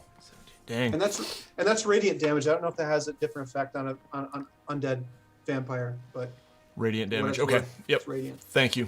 Hmm. All right. It's crying out in pain. It's feeling rather picked on right now. Meanies. buddy. That brings us to Dronyage. All right. I want to see if I will have noticed what you said before. While he's doing that, I think I can send my familiar in right now, can't I? I think you could. Yep. He's just gonna try to connect with him mentally while He's a magical construct, right? He's not a living bird. I think it's from the it's an plane actual of entity. plane of what is it? Find familiar. Is it Fey? No. Some of them I think they are. Sounds Find good. familiar. Anyway, let's just go for it. Yes, I was it just can go gonna in. send it in while he was deciding what to do to, kind of fly in its face and try to claw on it a little bit to see if he can distract it, while Dron Dong is getting ready to hammer the smack out of it because yeah. Sure. Yeah, it's a hawk, right? Yeah. Yeah, your hawk is just kind of doing circles around this. Yeah. All In right. the face, getting it in the face though. Actually right. attacking it, so he can have advantage on his next Sure, I'll let that happen. We're not going to do that every turn, but I like it. Let's do it. I think that's the Dronyage. thing you can. Well, I'm not necessarily every turn, but you'd have to look that up. That's what kept coming up all the time was. Okay, yeah. You can use it as a distraction. I am open to it upon further research, but I like it. Let's do it. Okay. So then what I'm going to do... I'm highly confused about this because the thing's like a page. Yeah, it's really long. All right, go ahead, Ryan. Yep. So I'm going to... I did not notice that the trident was doing better than the other. So I'm just going to use my axes as I normally do. And I am still raging because we sort of rewound a little bit. Yeah, So let's see. First attack and roll with advantage because of the distraction from the hawk. is... What in the world is going on here? I feel like I'm First doing attack is something an I shouldn't 18. have done, but I'm pretty sure I just kept reading over and over, send it in the. And I'm confused about where it should be. I'm confused about so many things about find this familiar. All So good, the man. first attack is an 18, Okay, that hits. and the second is a 19. That hits. So we're going to go for... Actually, I lied. My first one was a 24. My second one was a 25. I closed the chat, so I didn't see any of the calculations that D&D Beyond was doing. No worries. Anyway, so my first damage is 8. All right. And this is the trident? Nope, this is slashing with Yep. my hand axe. Okay, yep. My second is 11. Okay. And sure, why not? I'll as my second attack, I will do 23 to hit. Hits. So then that is 10 damage. All right. And then his movement is reduced by 10. All right, sweet. Very good. So yeah, you notice your axes aren't doing quite as much damage as the trident, but definitely it's hurting, and you are opening some fresh wounds. All right, as this. Each time you mention that, I'm rolling to see if I actually do notice. Yeah, I like that. Cool. So this time I did. Sweet. The next time I can. Dronyage is learning. All right. Dronyage will remember this. An elephant never forgets. Oh, I like it. Nikos, your turn. I'm going to clock it in the head with my bag of silver again. I will do this. Wait. Oh yes, this is awesome. I just feel like he's like over there like doing uppercuts on it now, like just like Yeah, just Brain. jaw up, like- But here's the other catch. While I'm swinging it around with the hole in it, none of the gold is leaving this 15-foot area, or none of the silver is leaving this 15-foot area. We're all in there going. Nikos' real motive for doing this. Just pelting people with coin. nunchucks. It's going to be this perfect square. Oh no, what That happened? is another natural one. Oh no. Oh no. Your bag is now about half empty. No, my money. Your money actually leaves your bag and enters my purse. Well, Yeah, it's like a dollar booth at like the company picnic. Feels like I'm paying. Yeah, it's like with like all the The freaking flying around. It's going to be a perfect square of coins. There's going to be a perfect square of gnoll blood when we're done. It's going to be beautiful. All right. Yeah, I got nothing. I'm good. Okay. All right. That brings us to the gnoll. The gnoll is going to it is going to bite Nikos. Sure glad I got this bag of coins to beat the shit out of people with. Yeah, I know, right? like Like, you're like a. this is the real reason I've been earning all this coin, like all this entire time. Because You're like one day I knew we'd fight a vampire, and I was gonna You're beat like the a shit out of 20s it gangster. with my freaking wallet. All right. Does a 14 hit you, Nikos? Yet you will need a 17 to hit Nikos. Oh man! All right, so yeah, the vampire gnoll just lashes out at you with its teeth, but it only gets fabric. All right, it didn't ruin your robes too bad. Don't worry. And I think that's it. Yeah. All right, that brings us to Fizwick. Fizwick's gonna line up his arrow and just try to see if he can let one fly of one of those silver arrows that he's got. Okay. And he's gonna roll a 19. Well, just remember, I'll let you make the call, but you are seeing coins flying around and not penetrating this cube. So Oh, draw the what cube! I forgot conclusions- about the cube. I'm so sorry. It's all right. Fizwick can he bonfire again? Would that do any Yeah. damage? You can Yeah, okay. bonfire. Yeah.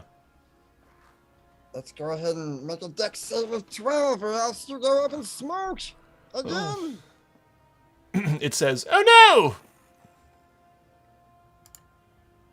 and rolls a 9. Let's take the heat. I'm gonna smoke some meat. For a whopping 6. All right, a little less than last time, but it hurts. All right, you guys do notice like the gnoll is, seemingly like regenerating a little bit every time its turn comes around. For the record. All right, but that hurts. All Even right. With all the fire, it's still like Yeah. doesn't like, counter it. You know, we could fill this place Don't- with holy water. You don't notice the fire doing particularly more damage than anything else, but it's definitely hurting. Yeah. Okay. All right, and that brings us to Grokvar. Oh, and Fizwick, are you going to use a bonus action to hide again? Yes. Okay. Yeah, you're just kind of ducking back behind this rubble here, kind of dodging back and forth between those chunks there. All right, and that brings us to Grokvar. Rockfar levels his the hilt of his battle hammer towards the vampire again, and oof, big oof. Yeah. And it does not make a hit. It's 10 points. I don't think that hits the vampire, No. does it? Nope, Okay. it's kind of skids wide onto the ice. This blast of radiant energy on the ice. In frustration, Cropfire casts as a bonus action spiritual weapon, and a crystalline, ruby-colored giant spectral hammer appears next to the vampire, Oh. and I make a spell attack. 12. A 12 is a miss, unfortunately. Oof. I'm gonna have to go back in that tower soon. All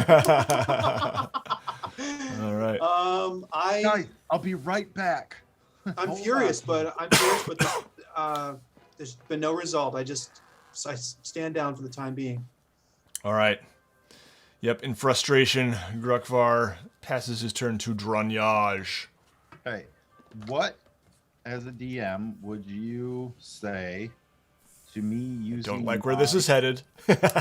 Me using my dredge line to, because I can technically use my trunk as an appendage as well, but I have the dredge line on the end of it, so maybe that combo will make this possible.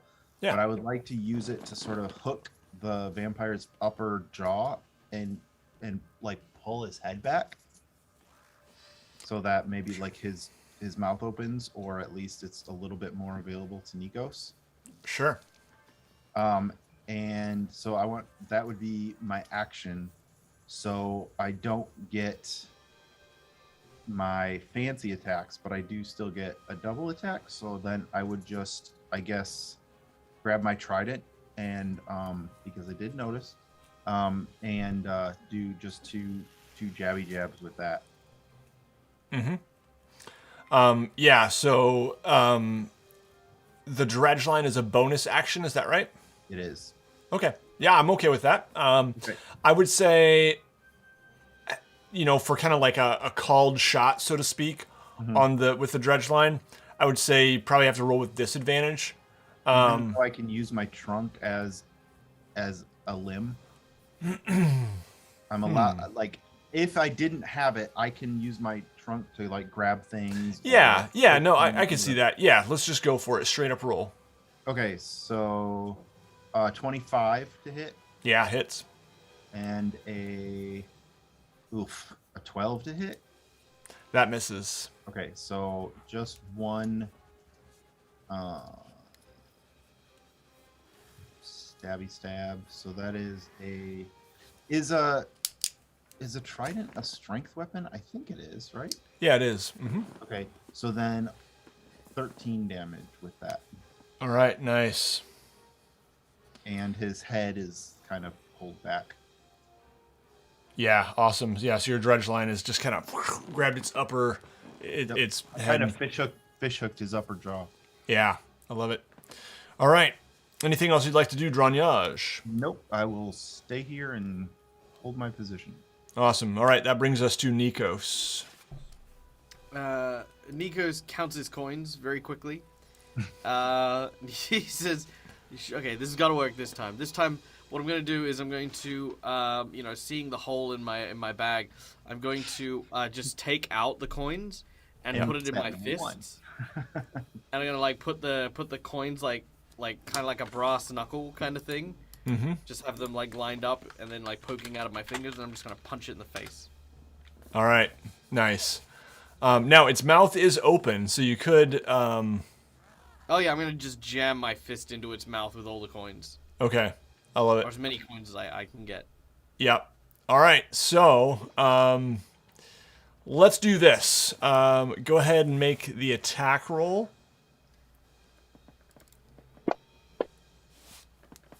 All right, that is a 14. I'm going to say you managed to punch it, but not shoving the whole load of coins down its throat, basically. Okay.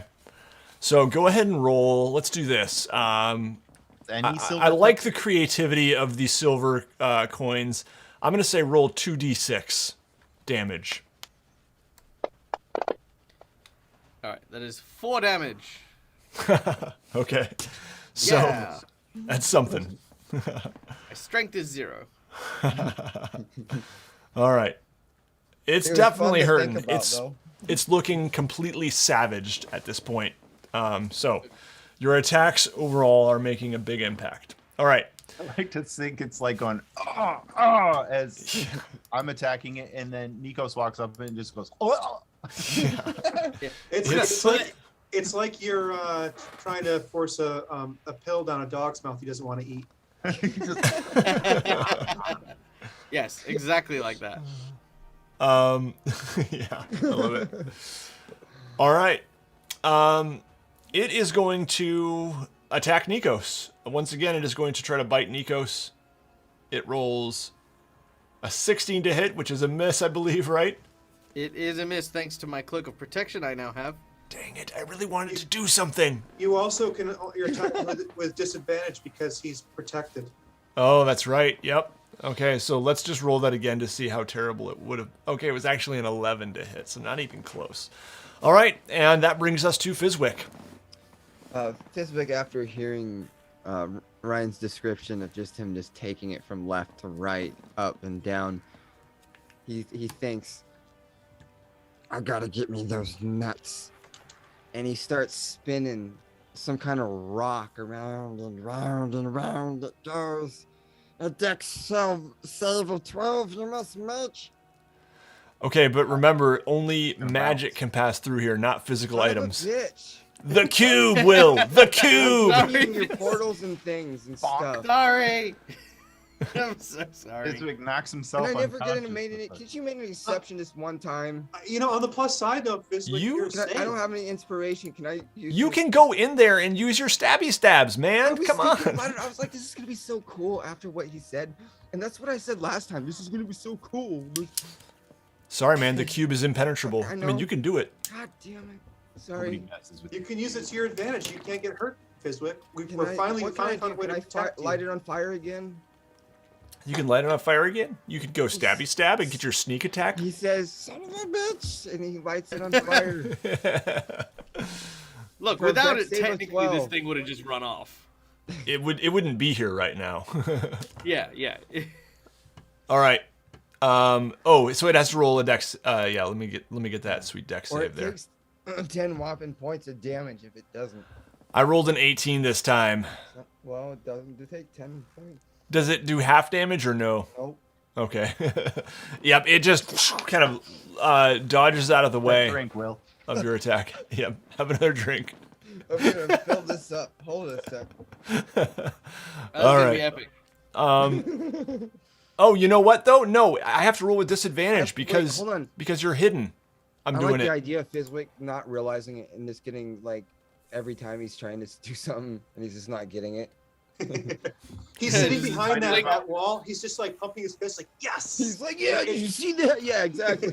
He's like a little kid trying to help his daddy do work, and he's like, I did so much. Look what I did this time, guys. All right, so Jacked him up.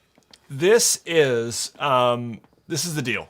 I don't know necessarily if you being hidden would make it roll with disadvantage, but I kind of like the idea that if your attacks have advantage when you're hidden, that it would have disadvantage on the saves. I re-rolled with this to do disadvantage, and I got a natural 1. So, flame on. 10 Hell points, yeah. man. 10 points. All right. All right. You see it on its turn kind of like regain a little bit of strength, Fizwick, and then your fire lights under it, and it immediately drains back out. It's flaming. And that brings us to Gruckvar. You can see the remnants of a goose in the flames. The goose. The goose is back. The goose hydra. I feel like when we're in town sometime, Fizwick, you need to have like what are those called? Like a leather jerkin or whatever, designed with a logo of a multi-headed goose that just becomes your mark. I like this. The sigil of House Fizwick. Yes. For someday when you have descendants. I like that. All right. The Hydra goose. Fizwick has descendants. He just doesn't know it. All right. Dranyage. All right. Wait, is it? Hold it, Grubber? hold it. Did I get a turn or not? Oh, Grugvar wants a turn? All right, go ahead. Sorry, You Alex. didn't My bad. act fast enough. After my previous failures, Grugvar focuses up and his tongue is kind of protruding out of his mouth a little bit. He reenacts his procedure, and he blasts another guiding bolt through the force field. It actually hits this time for 8 points of radiant damage. Nice. And I don't. Advantage. Right? And would I know if that does something or not? I would assume it does something to a vampire that is it's radiant, but I don't know that for a fact. Yeah, it is not. I mean, I'll just speak DM speak. It is not like vulnerable to radiant damage. It's the same as fire damage or magical weapon damage. But yeah, it definitely hurts it. It is it is just bleeding all over the place at this point, lapping up little bits of its own blood. And you also see the spectral Back in, put it hammer back sort in. of swiveling in space, like it has a mind of its own, like it's trying to get the perfect angle on its next swing.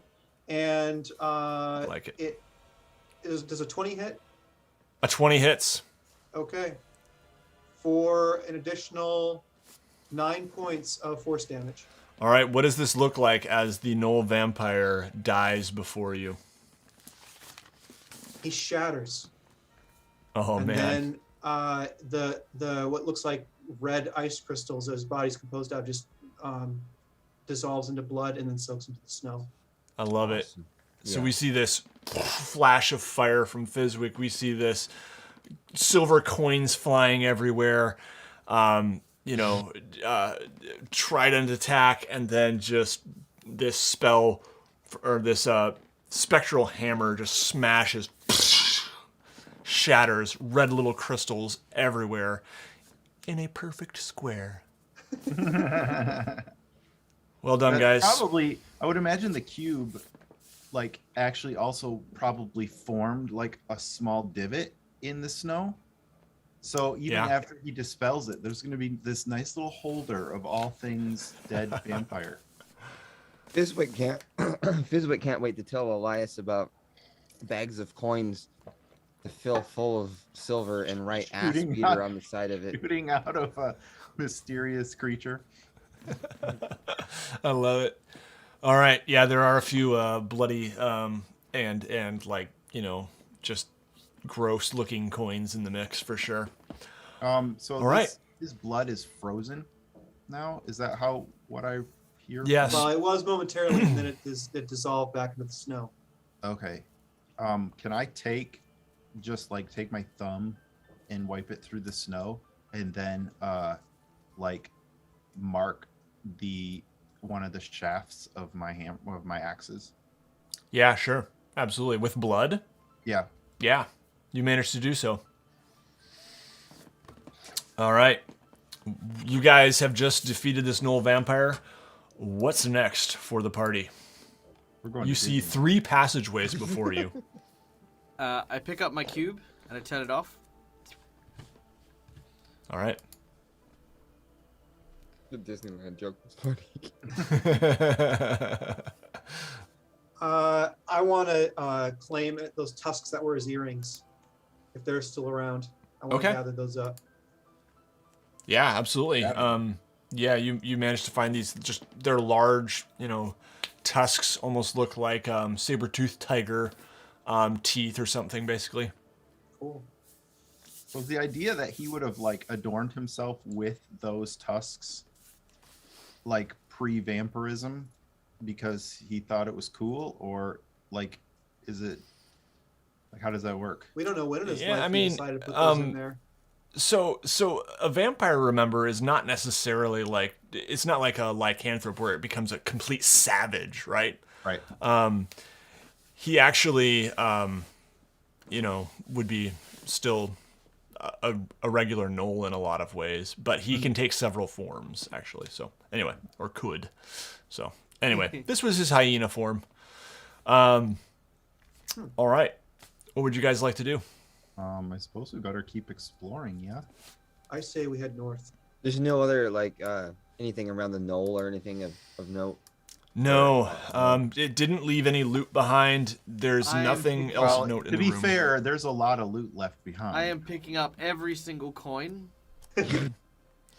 Nikos is picking up coins. We're gonna check up Are north. you guys helping Actually, you know Nikos? Yeah, I well, was we're gonna gonna say- check up north, Nikos. We'll come back in a few minutes. You know what? Actually, Where having you're at. that cube force field kept the silver from getting lost. You know, it's all in the same. It's all in a very fair. localized It's place. Square. As you turn I'm it off, actually does that gonna mean, use. does Sorry, that go mean on. that the coins got like sucked into the cube? No, I mean they just kept. They didn't fly all over the room. Yeah, they're just in that one area. What Yeah. were you saying, Michael? I was gonna say I'm gonna cast Summon Aberrant Spirit. Okay. Actually, no, I can't. Damn it, I'm out of spells. No, never mind. I don't summon for an assistant. I just pick them up myself. All right. Villain kind of walks through the doorway here. What did I miss? I eat her. Hey, actually, before we explore some more, can I go step back in that tower for a little while and get some spell slots back? Or does it not work that way? Villain says, well, I certainly think it's worth a try. I would like to do that. All right. Can I scoot up here and just sort of slowly meander to see what I can see? Yeah, you see a In the dark. large, well, not that large, I guess. A small room with a stone and some runes. Who all is going to be resting in the tower? I mean, I'll go back. I just wanted to peek, and then Yeah, I would. okay. I'll go back and report. So whatever we want to do at this point is whatever. Yeah, sounds good. Are we talking about a short rest or a long rest? I don't even want to take a rest because I'm not worried about hit points so much. I just wanted to rejuvenate some magic slots, but I don't want to take more than like 10 minutes of doing this. I don't know what that will get me, but that's how much time I want to put in.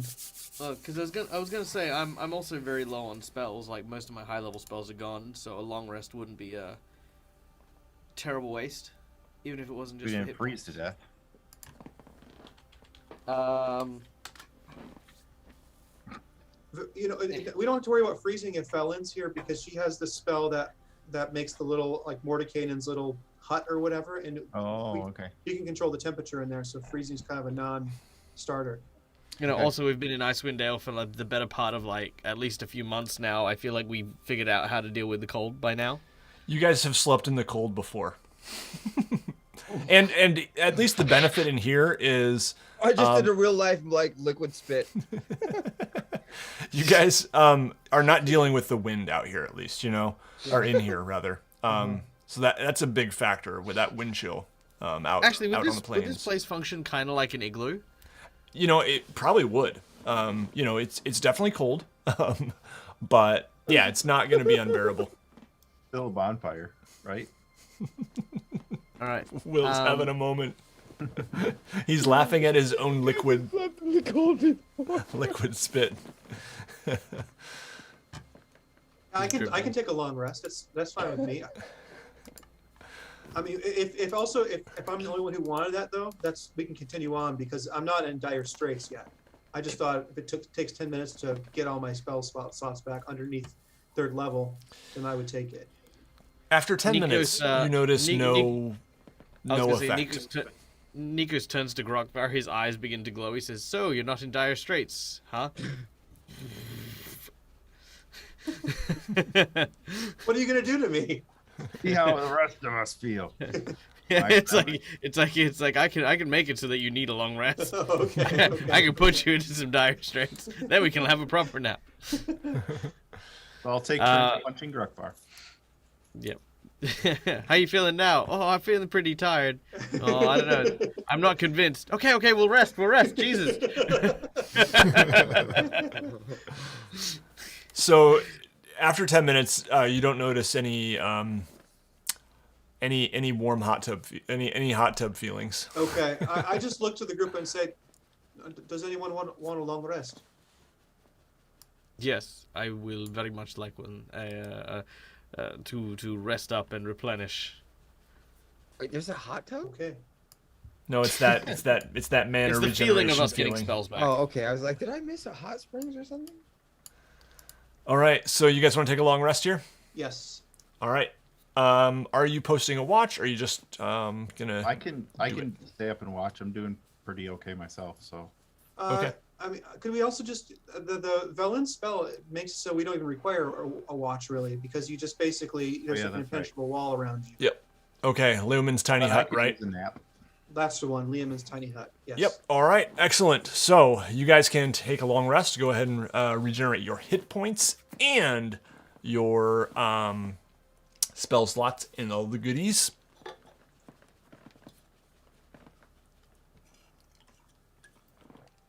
And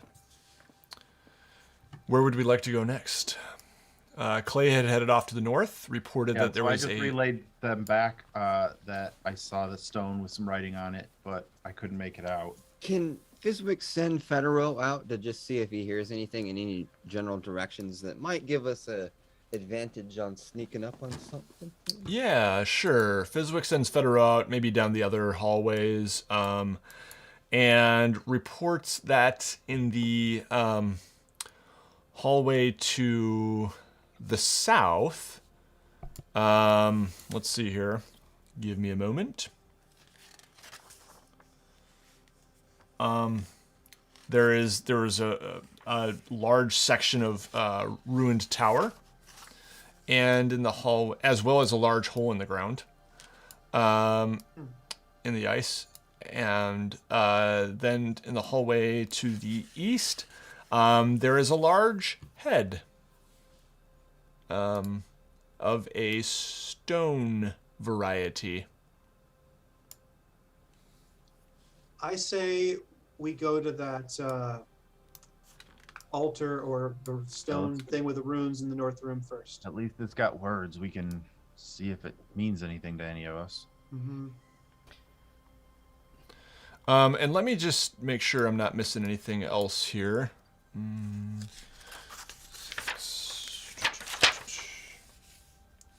Yeah, it does. Federo does not sense any movement or sound in particular. Do I smell anything? Outside, but not inside.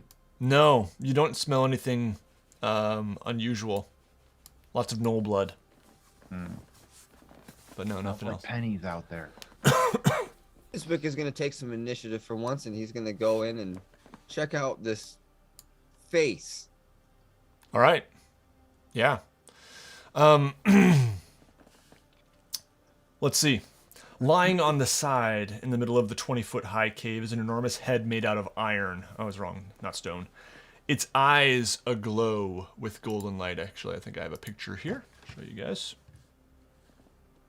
It's the biggest face I've ever seen. I've seen a lot of faces. This one's huge. That's what he says. All right, there you go. That So could be that Fizwick in that is image what too. it looks like. Oh, that is cool. Yeah. Kind of looks like an owl almost. A construct of something. Yeah. Yeah, so its eyes are aglow with a golden Oh, light. the little guy. Yeah, I see what you're saying. I saw you coming. Is it okay if I maybe ask Valin or somebody to come and see if they can read what's on the altar up here, or Yeah. stone table or whatever it is? Yeah, absolutely. Yeah, so there's definitely some snow on it. But, it's about 8 feet long, 4 feet wide, 4 feet high. And, kind of brushing the frost and snow off of it. I guess it's more frost, not snow. We're in a cave. Close examination reveals that there is an eye above the text. The text is in Draconic. Does anyone speak Draconic? I Lynn think I might do. have the spell to do it. I believe I do. Let me just. Don't ever pick the traditional stuff like orcs or halflings because you never No, use it. I speak Draconic. Okay. Yeah, so you definitely recognize the text. The language is a bit archaic, but you get the gist of it, Nikos. It reads, "Take the free, self-guided tour of Ythrin. Press the eye to cast the spell." Whoa. Okay, I'm going to. I don't think I'd tell anyone about that yet. I want to inspect the eye and just kind of appraise it, just see if I can figure out what exactly, what exactly it might do. Mm-hmm. Yeah, so if Because you I want feel to as soon as I say that, Fizwick's going to press the eye. Fizwick is now climbing on the thing. He's just randomly climbing over the top of the skull. wait, the head or in the other The room? head, yeah. Okay. He's gotten on it now, and he's just climbing on it. Yeah, Fizwick, it's get down from Sliding down the backside of it. Nobody It's is around blinking. him. Everybody else went into a other room. Yeah, and we don't even like, know what he's the doing fuck in there. He's Fizwick, on his own adventure. so he's Yeah. gonna Get get yourself frozen again. Whee! Sliding down. Well, to be fair, for Fizwick's part, Fizwick went one direction first, and then no one followed him. To be fair, Fizwick did make the first move, and then Dronzo was like, "You know what I'm gonna do? I'm gonna go this Actually, way." This I is brought it up absolutely before true. Fizwick, and he was like, "I'm just gonna go in this room." No, he said it first. Yeah, I made All a right. choice. So You did. Fizwick I'm is- backing up Fizwick. Fizwick is sliding on the contours of the head, like, phew, this one goes this way, wee, and oh, this one goes this way, wee, and Michael, make me an Arcana check. Okay. You're examining the eye on the stone slab, not on the golem here. All right, 15. Okay. Yeah, I mean, you get the sense that this is some sort of switch, magical switch, Okay. a button. Can I also say that Velen can speak Draconic and read Draconic as well? So can she Good. take an And the Arcana NPC check? can mind your own business. I got this, Valin. Shut up. Yeah, she starts murmuring, and then she's like, "Oh, all right." Yeah, that's basically it. I mean, Nikos has a lot of authority. Nikos just took Codicil of White away from her that one time. I did. I still don't trust her. Gave it back. No, I don't trust. Keeping in mind, she still worked for the people who transformed me into this, right? Like at the moment, she was asked to do one thing, which was to lure the Red Wizards here, which she hasn't done. So, yeah, she's in the doghouse with Nikos. Like Dranyaj hears her murmuring the words, and so he says, "What does it say, Valen?" I'm leaving. She's got a +6 Arcana, so can I roll that for her? Valin? For Velen? I mean, don't she know if knows she's what gonna- she knows what it says, but she's keeping her mouth shut because she's letting Nikos do his thing. Okay. I'll leave so that she can do her thing. Okay. No, I she think says. she did worse than you did. Don't worry about it. But I flat out. No, asked I'm not her, worried about it. It's not metagaming. I'm not metagaming because Valin doesn't know that I rolled a check and got this score. So she wouldn't be competing with me to suddenly beat that score. That would take a player's incentive to do that. No, she looked at the Alex. recognition now in her I'm eyes. just She saw it right away. She knows She's that. in being on, man. That would be a player turning around and went, "Oh, a 15? Well, that's not good enough. Don't worry, I've got someone who can try better." All right. So Anyway, I'm Valin, gonna Valin, just says, "Take the free self-guided tour of Ythrin. Press the eye to cast the spell." Huh. Well. Dranyaj know. reaches out with his trunk and pushes the eye. All right. This is essentially an arcane eye spell. So, Dranyaj, you are now seeing through an eye that can be guided. It can see 30 feet in any direction, but you can also move it around. And it is invisible, but essentially it's this, like you kind of get this vision through this eye. It's here. It's not elsewhere that I'm seeing. It is here. It is floating essentially above this table. So I've got like a little drone selfie that follows me around now. And it is, you notice it's kind of like flickering here and there. Like it's not the strongest connection, perhaps. So, but I can move it wherever I want to, right? You can. Right. Also, Valin smacks you in the trunk. Ouch! Why did you I do thought that? We don't know sounded- if it's safe. It sounded useful. And look, now I can see myself looking at myself. Buffoon. Myself. She storms off and follows Nikos.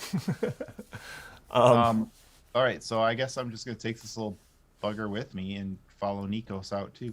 Okay. Oh, Yeah. I'm long ahead of you, by the way. Like you were doing this at the start while I had already left ages ago to go and So- find Fizwick. Okay, so everyone else is in the... Grukvar, are you in the room or are you with Fizwick? I'll follow the party wherever they go. So Okay. I'll go by Fizwick. But this arcane eye, so Dramiaz is controlling it, and he can. It's not like it just follows him around. He can send it wherever he wants within this space, right? Correct, yeah. Okay. Well, presumably forever, or how does it work? Like, does it run out, or? You don't know. I mean, you Okay. see now, and yeah. All right. So, in terms of the face of this golem here, you know, it doesn't seem to be really doing much. It is, the eyes are blinking once in a while. Yeah. Professor Scant kind of speaks up and says, well, it would probably speak one of the languages of the people of the Netherese Empire, which would be Loros, if I'm not mistaken. Somewhat related to Elvish. Does anyone speak Elvish?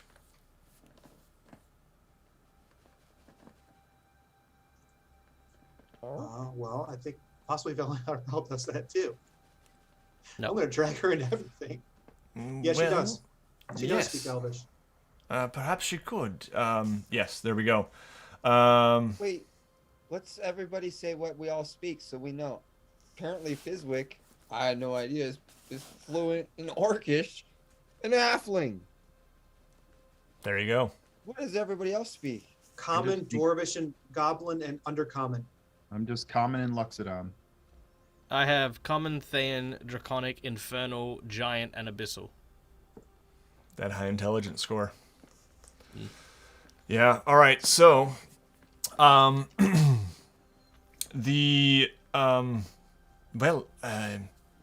should we try speaking with it? And Valin says in Elvish, she says something in Elvish. She says, I'm asking it where Ythrin is from here. And it doesn't speak back. It just kind of blinks. Ask him where his body is.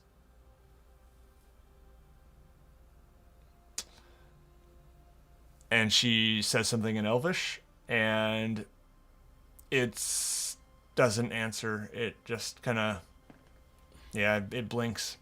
Does it look like it's like has damage at the neck, like it was attached to something at one time, or does it just look like it's always been sitting here? It definitely looks like it was damaged and it was attached to something larger. Yeah. Okay. I'm going to make my way around to the opening in the neck, and I want to see if I can identify something that might be a power source. Okay. Yeah, you notice, like, you know, kind of, it's a golem, so I assume that Nikos would be somewhat familiar with how those work, magical constructs, and it is, you know, seemingly powered by some magic still, enough to light the eyes. Well, they normally have a core or something with, like, you know, like to continually fuel power, so this looks like it's residual energy that's just keeping it awake rather than an actual core that seems to be here powering it right now. Yeah, I would say so. Okay. Yep. The Which could mean that there's a body walking around somewhere looking for its head, swinging blindly at things. So that's good to know. Probably on a horse, heading for a town. Yep. Professor Scant actually speaks up and says, "It seems that it can't speak, but perhaps its blinking could mean something if we gave it, say, I don't know, 1 blink for no, 2 blinks for yes, 3 blinks for I don't know." Sounds like a plan. Yep. Ask if it can follow this instruction, and then indicate. Yeah, so Velen does, and it gives a blink. I'm sorry, it gives 2 blinks for yes. It blinks no. Well, to hell with you, giant No. robot. Yeah. Well, I suppose we could try to ask it some yes/no questions. Is your body around here somewhere? 3 blinks, I don't know. Like Fizwick to get off your face. How many 2 questions blinks, do we yes. get? How much power do you have left? It's not a yes or no question, Fizwick. Oh shit. 3 blinks, I don't know. Is this? I say, gesturing towards the pathway to the east. Is this the way to Ythrin? To the east? Yeah. Like an 8 ball? Mm-hmm. 3 Will I blinks. find love? I don't know. 3 blinks. Okay. I'll just say the answers now. I'll stop saying the blinks. Do you wish Were to you- be reattached to your body? Yes. We are not helping move a giant metal statue to go and reattach its body. I'm not a golem crafter, and neither is Velen. Why not guide the body back here?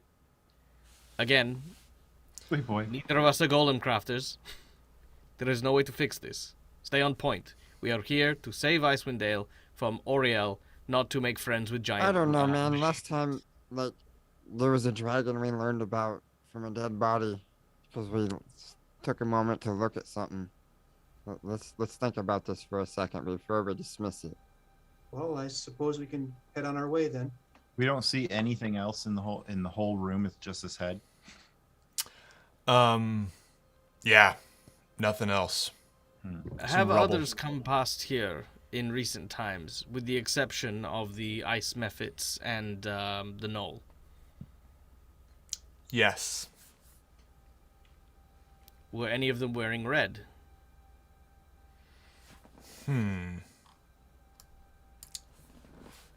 No. Did they go Uh, south? No. Did they go east? Yes. All right. So Are, we've are, learned. are they your allies? No.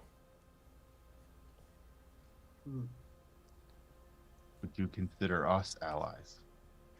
No. Well, that's not helpful then. Well, Could have been ice cream salesman then.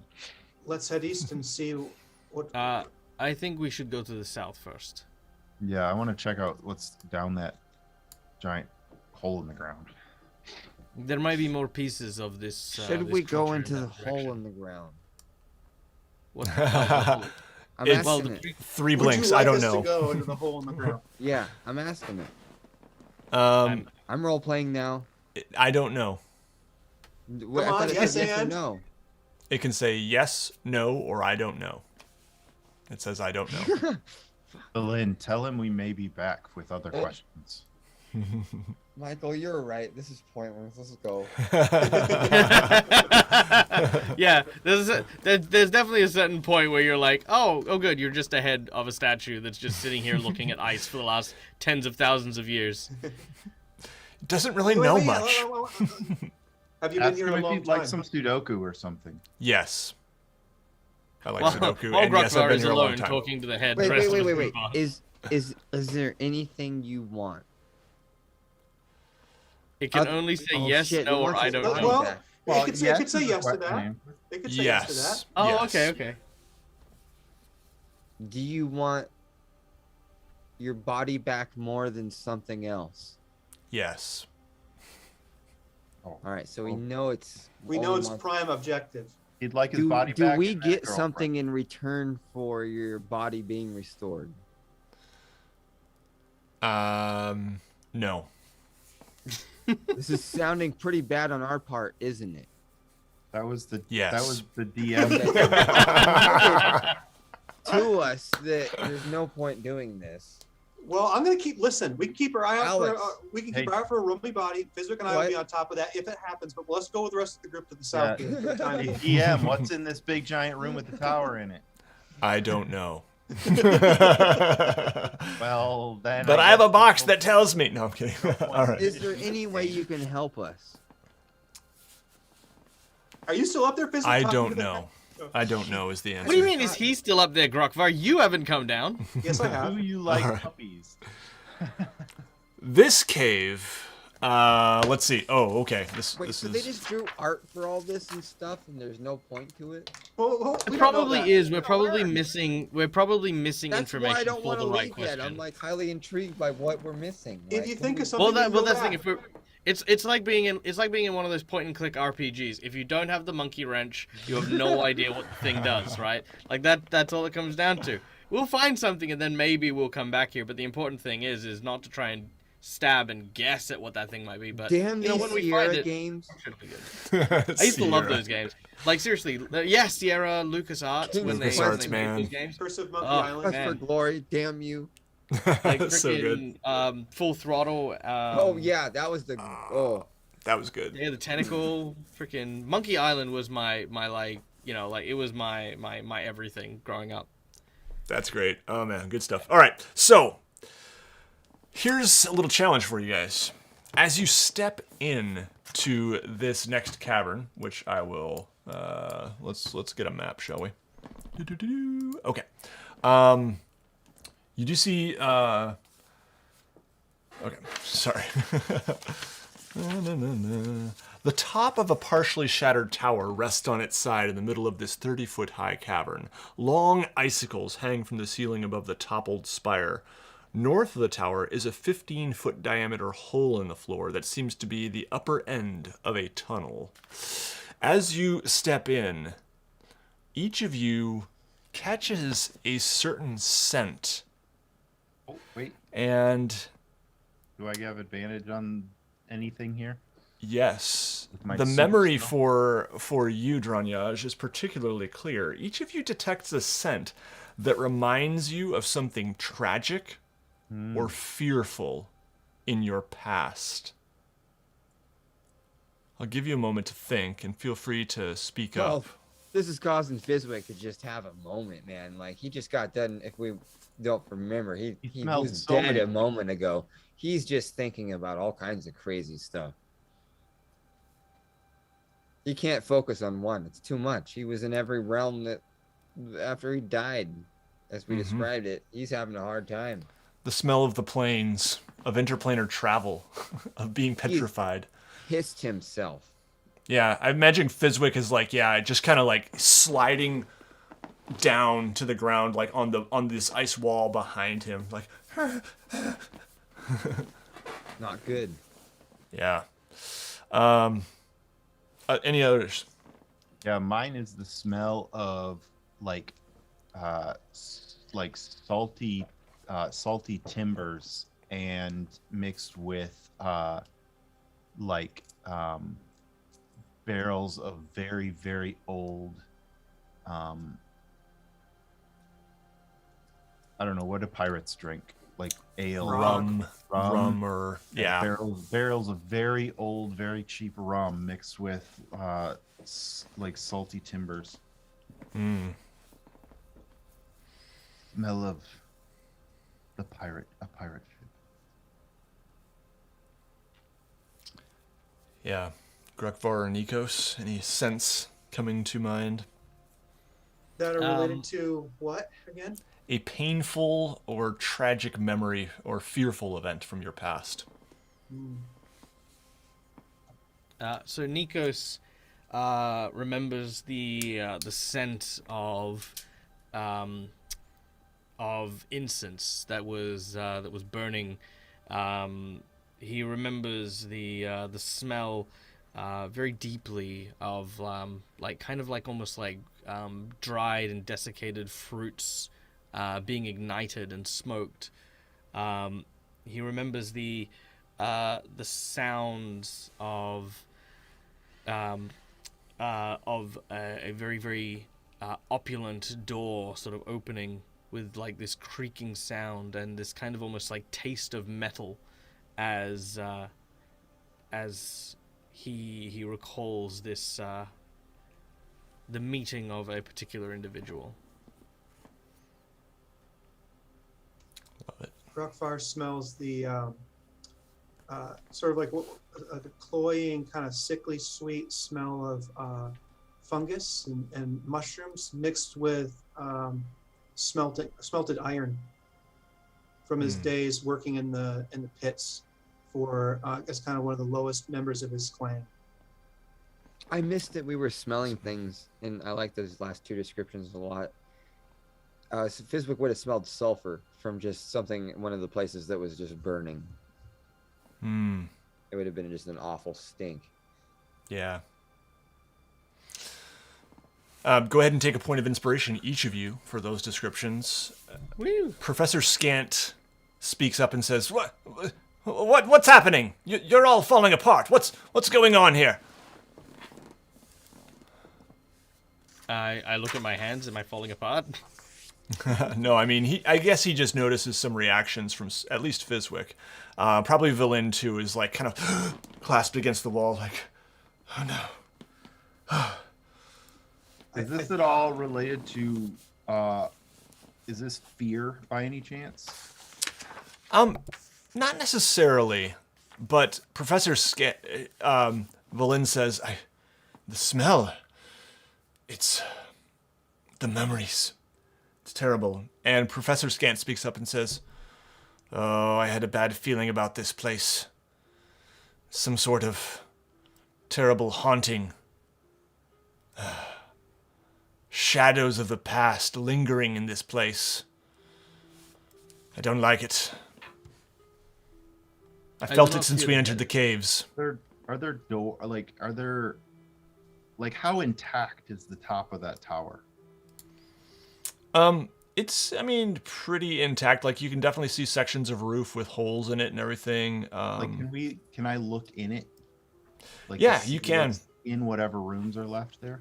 Sure. I mean, there's really nothing. It is just the walls and rubble inside. Can I take this orb thingy that I have and, I don't know, command it or whatever I need to do down into that tunnel 30 feet ahead? Yeah, you can. Sorry, just a second. No problem. You see the eye go down this hole, and it's dark, but it does have dark vision, so you're good. And it is a long underground tunnel that heads to the south, and you see, as it opens up into a cavern, several large pools of water with a mist coming up. Seems to be warm, unfrozen water down there. And you see movement in the water. Kind of like this, a spine of some kind. Some little legs sticking out. Okay. So I report that back.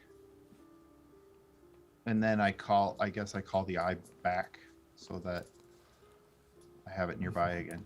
And it's definitely like a steep chute as well, of pretty slick ice.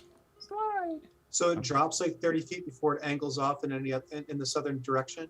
Yeah.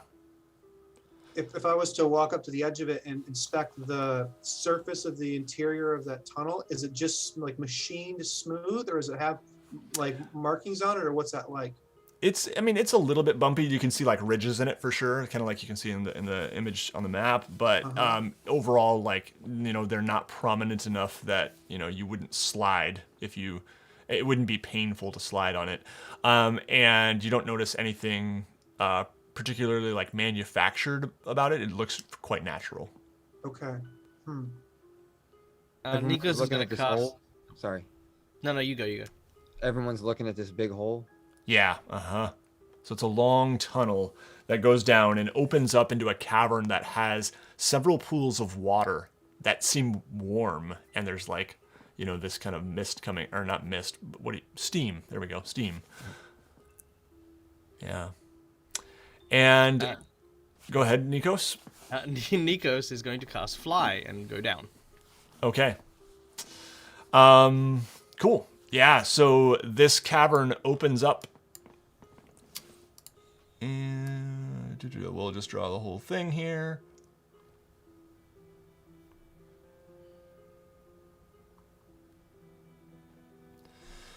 All right, so what Nikos would see is as follows, and I'll read the description of what he sees in this room, and then we will end our session. To be fair, I probably wouldn't have seen all the way down to those pools because I think I can only send the eye 30 feet, right? Actually, I think you can send it. Oh, that's a good question.